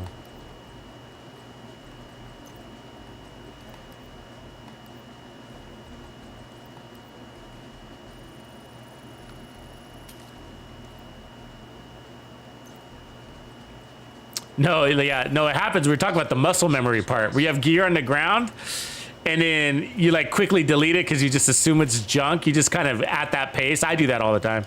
I'm rapidly like, here, I know it's going to be junk because I'm not looking for many things, you know? And so I almost anticipate the junk, right? Look at this guy. Died on the cross. This fucker. I'm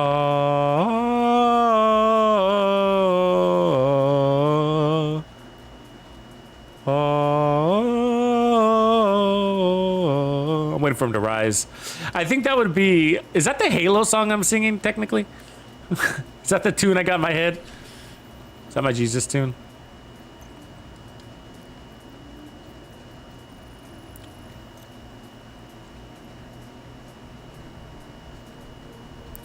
Okay, we'll take a look at this build and see if there's anything else we can do. But I think it's just, you know, when you're running 4 pieces of something, there's not much room for anything else. So, I mean, we got minor changes we can do, such as taking away all of our armor and pushing it to, like, protection from elites and seeing if we like that better, which I'm curious, honestly. The problem is that this bellstone is on here, and these Murakamis are stuck.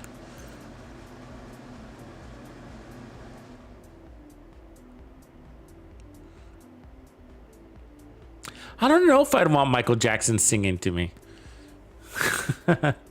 especially not alone. And if it is alone, isn't that more of a serenade? Maybe did he serenade you? Sorry if he did.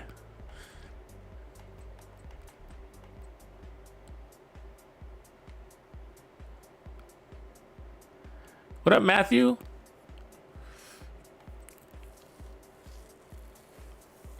You know what I mean? Like, having a little bit of resistance is nice. I mean, there's a couple of times where you're like, oh, maybe if I could have taken one more bullet, I would have cleared that corner.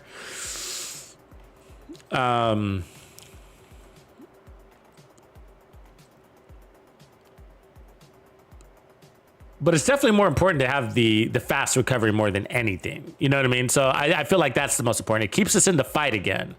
It gives you the confidence to stick your head out and pull the trigger. You know, and if your armor is broken and you got slow heals, you're pinned down longer than you want to be, and then they're rushing you, right? They're surrounding you in that time. And so determined helps with that.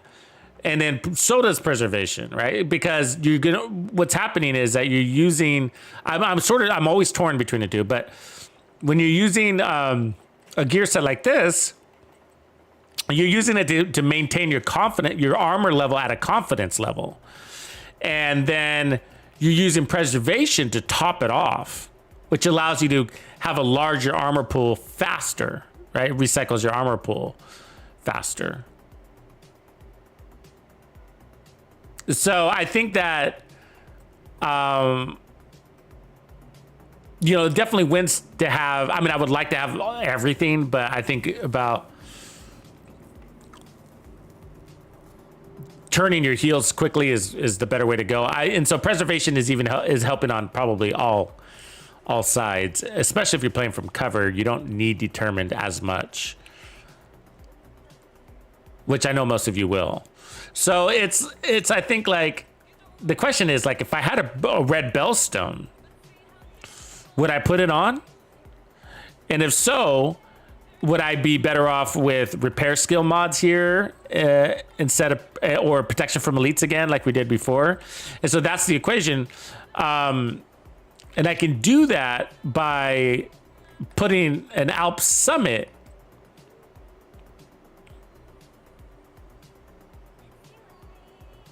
or looking at a Picaro's holster could be the other equation. The Picaro's holster could get us to that level that we need to be. If I had a red Brazos. Or maybe even a blue Brazos, actually. Right? Let's try that real quick. Okay, let's try that real quick. So, a red Brazos or a blue Brazos. I think with the blue Brazos, we might be able to pull it off. I do have a red Brazos, though. Look at here, look at here. But I think we could try either both of these. But you see what I'm saying? So, that's because the Picaros is going to give us an armor core back. Which ends up being... So, we're kind of diverting our heals to our drone a little, but that's all the same, isn't it? So I could do that. I'll need to re-roll it, but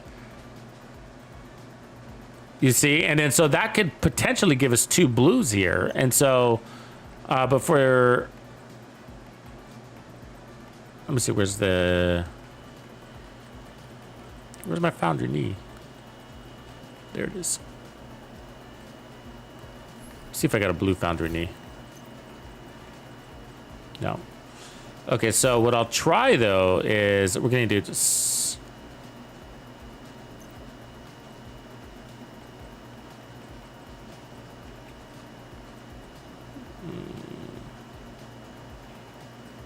No, I mean, wait. Hold up a sec. Wait, hold a minute. Let's keep it red. Let's keep it red. And that would allow us to maybe put on some protection from leads. Yeah. Yeah.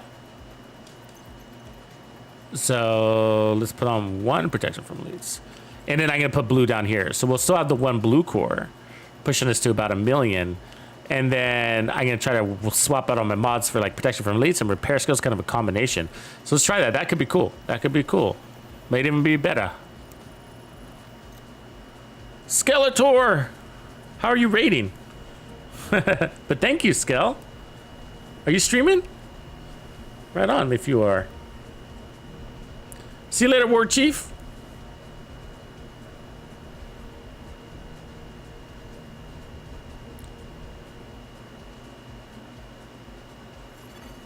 Hostile control point detected.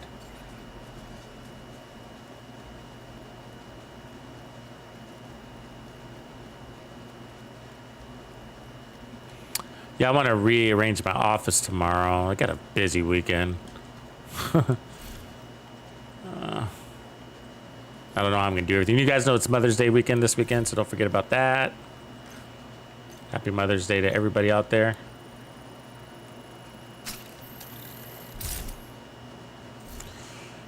All right, so that's going to get us... So the win there is it's like not having a blue core. And then we get the skill tier to push our heals up. And then we can add on protection from leads. Now, at the loss of 2% armor regen. So, you know what I mean? So, like, the skill tier didn't replace that. You noticing that? That's the downside.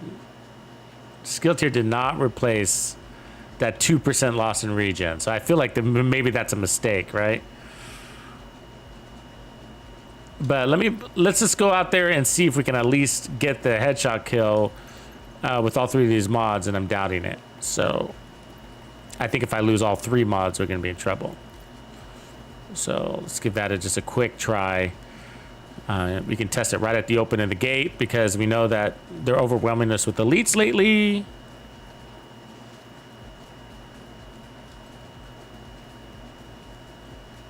You had to get an okay from work to stream? Why?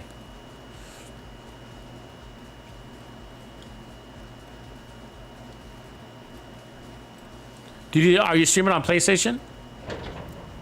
Can't remember. I think you're PlayStation, right? All right.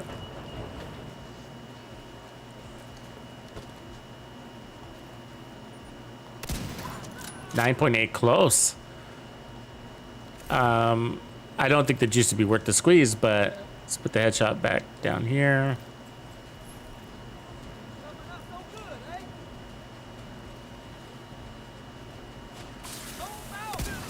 There it is. So now we're over. So that 1 mod. I just want to get a feel for the heals now. See if we even notice. But I mean, if anything, you know,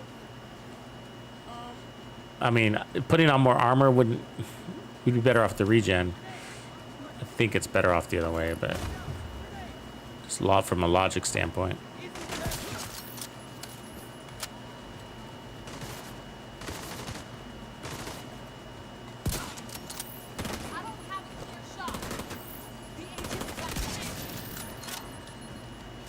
Protection from elites is nice on an armored build, though. I mean, on a build that sort of tanky, whatever we call this. Setting up my turret.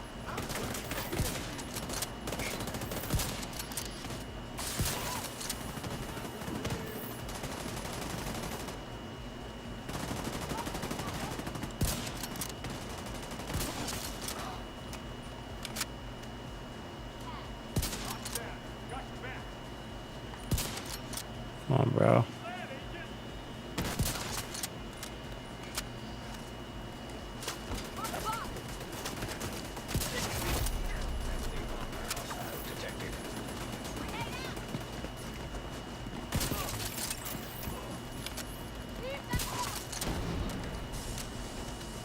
You're not going anywhere.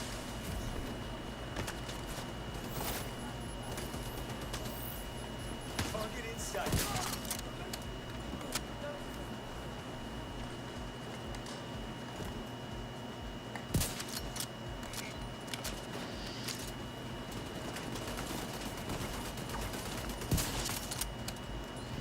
Some of these builds, like the survivability is so high because again, most of it's on. Look, another fucking another tank boss. How many times are they gonna send that boss at me?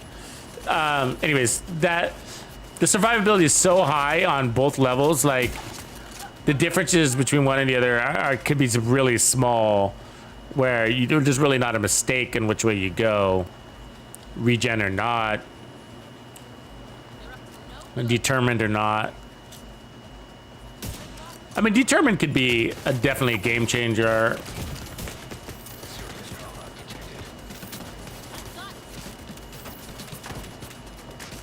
Let's shoot from the back. So the heals is not as fast, but that's without preservation in the mix. And so that's the thing, like if we're doing our job, we're killing a lot, right? If we're killing a lot, then preservation is always active, and that's a lot of heals, preservation. 20%. Because they were constantly getting headshot kills, and we're refreshing it.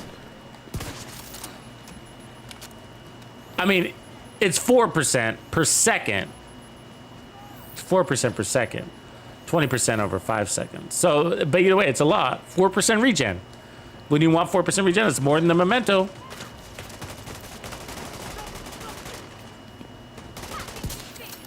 Ooh, she dropped her head just in time. But anyways, so you got fast heals, you got fast time to kill. And if you're doing your job, then you're always killing, which means you're always getting extra strong heals.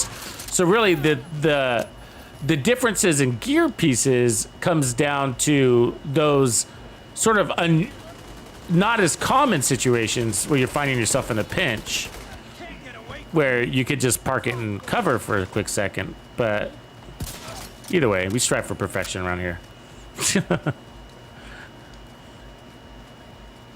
Perfection through iteration, though. Oops. Come on down. Deploying foam.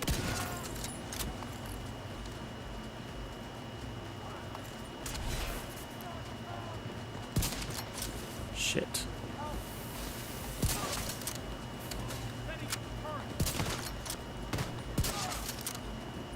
Do you guys notice I reload after every shot?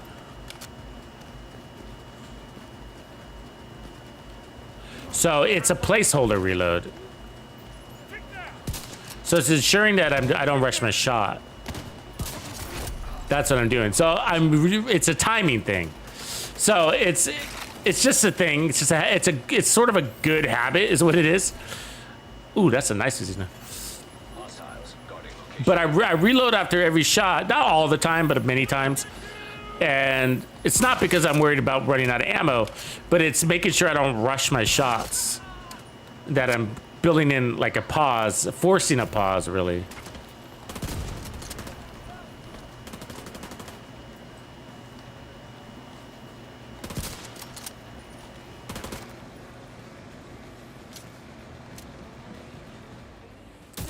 Deploying frag. Oh, I thought I had that. Come on. Engaging. I don't fucking shit. Where are you? Someone destroy it. Just gotta make some more holes.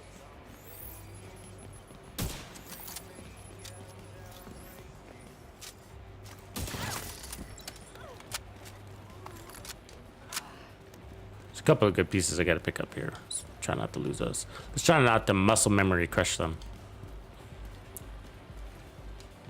I've got.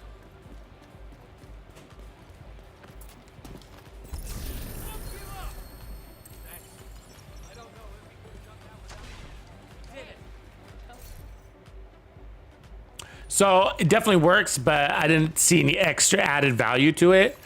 Access unlocked. You know, maybe a tiny bit for that protection from elites, but I think it would be definitely worth it to go the other way over this, which was the bellstone on the chest.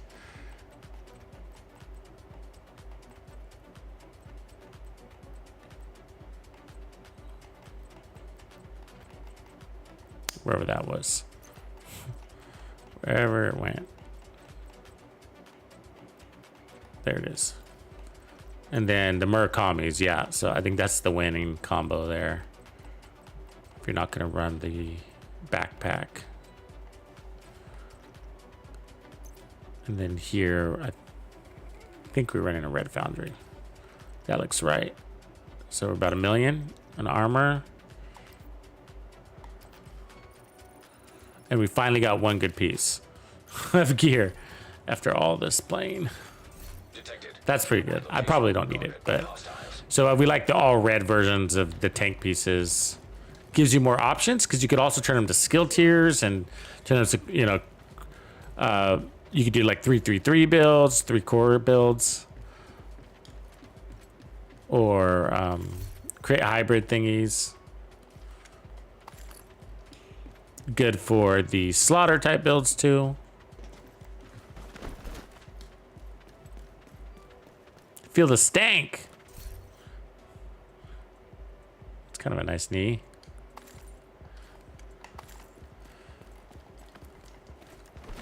For some reason, I never have enough walker, and I don't know why. It's like I always run out of walker.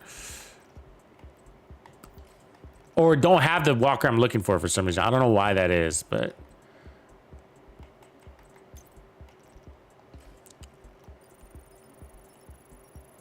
So I think that's our second foundry build. Pretty easy. You know, you might not have the Murakamis. If you didn't have the Murakamis, what piece would I put there? I mean, you got options. You could just go Alps with the right stats, like weapon damage, weapon handling, and headshot damage. You go Alps there, and so swing it to your heals. There's no real other regen pieces out there that don't require 2 things. I mean, you got Golan that requires 2. You could put a second bellstone and just use it as armor on kill instead, which is definitely okay. I'm just being strict on how I'm applying this. I can't remember if we had headshot damage here or not.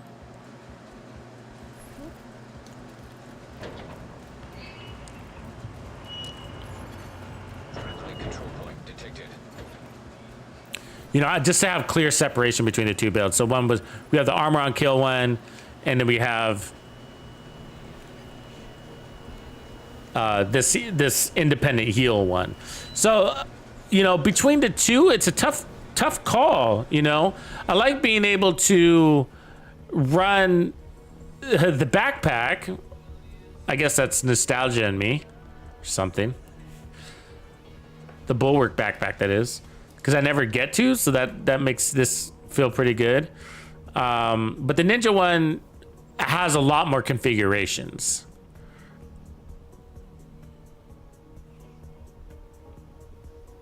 We'll take a peek at that real quick.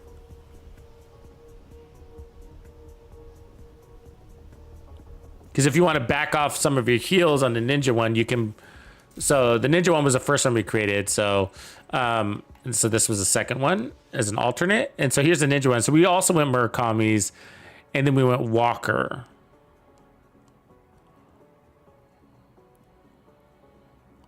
Murakami's was a big move here. Let me see. Can I delete one of these? No. That's why I gotta pump up builds, because like all these are tied up. I gotta start making choices here. Some of these just might not make videos. Did we get all protection from elites there? I think we did, right? Or 2 out of 3, maybe. 2 out of 3. So that one's a nice blend. Otherwise, we could also put Bellstone there. The reason why I didn't go, that's right, now I remember. We didn't go Bellstone on purpose on the chest because of the Ninja Bike backpack opening up armor on kill, and I wanted it to be clean, no armor on kill. So just like there's just no armor on kill. So it's all coming from passive healing. Even though it's totally fine to have armor on kill. There's nothing wrong with it. I was just kind of making rules that don't really exist, if that makes sense. Just for the purity of the concept of the build. But armor on kill would be great. You know, it's a fast heal, but you could also just probably put on preservation and get the best of that. But yeah, I don't know. Curious to see what you guys would think is the best one here. The other one's a little bit more season 11. I always like using the ninja because you have this really cool exotic, and you guys want to use it, right? The many builds, the better. The more builds, the better. Even if you don't use it, maybe that's not your style of build, but I got to throw it out there to give you guys some options and be like, look, you got this ninja build, you got that ninja build, you got this ninja build, and these are all workable concepts. And then for scaling, you have to consider that what you got to do for scaling, right? So, like, if you're going to play in a 4-man group scenario, then you're probably going to have to lose your Bellstone and put on your Walker, or probably a Providence, actually, or a Habsburg. You know, so you're going to have to power up just a little bit. Because you're going to need your heavy weapons anyway. So you're going to need your Nemesis and your TAC 50 to chain kill your way up. Because once you start adding group members, there's no way around it. You got to chain kill, you know. The scaling is aggressive and heroic content, especially in a legendary. It's not so bad, but either way, legendary already starts out more aggressive. Like legendary starts out at like basically 4-man heroic level. So yeah, I think you like the Ninja Bike one better. Yeah, I'm curious. It's probably, you know, because it's on theme. Definitely has more possibilities. So the real reason why this one would have shined more, I think, I mean, this one's got more regen to it, so that's good. Where this one's got more protection from elites, which is cool. So it's got a little bit of everything. And they're both like, don't have a ton of excess damage. So they're on par there. I'd probably run preservation on this. I'm running a preservation on that. So I don't know. I don't know if I'd run preservation or not. Determine did they both just, preservation is way more useful, I would say.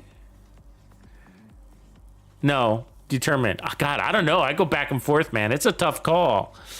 You know, determined makes every other kill so easy. You know, and that's so valuable. I mean, there's those times where I'm in cover and I could just blind fire, but preservation is 20% armor on kill. I mean, that's undeniable. I get really caught up in that circle. Okay, I'll run them both. You know, I put one on the next control point. I put on the other one. I'll be like, damn it. They both feel good, you know. But I guess the way I look at it is that if I'm chain killing like a beast without determined, then I'll just keep preservation, I guess.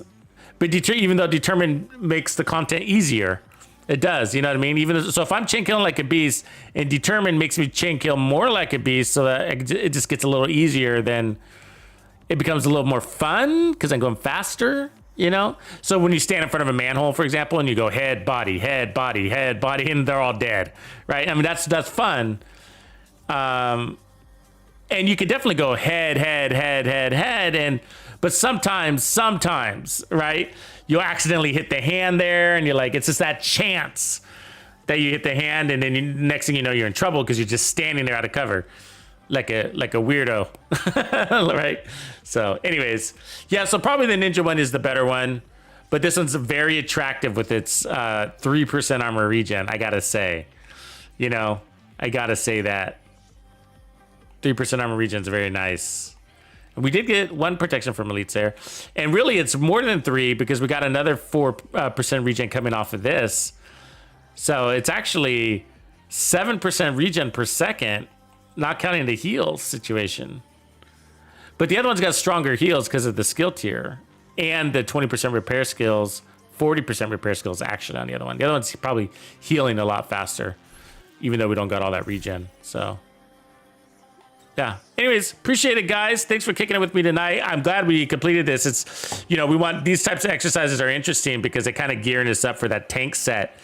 Cavalier that used to be called Paladin for season 1, year 5, I guess is what we're calling it. Title update 18. We're a couple weeks out, right? About probably close to a month, I would imagine. Let's take a look real fast and then we'll sign off. So we got 1 week and 3 days in the for the last season event, which will last a week. So we're 2 weeks and 3 days from the season ending. 2 weeks and 3 days. So, all right, everybody, have a beautiful Friday night. I will catch you tomorrow. Tuxedo out.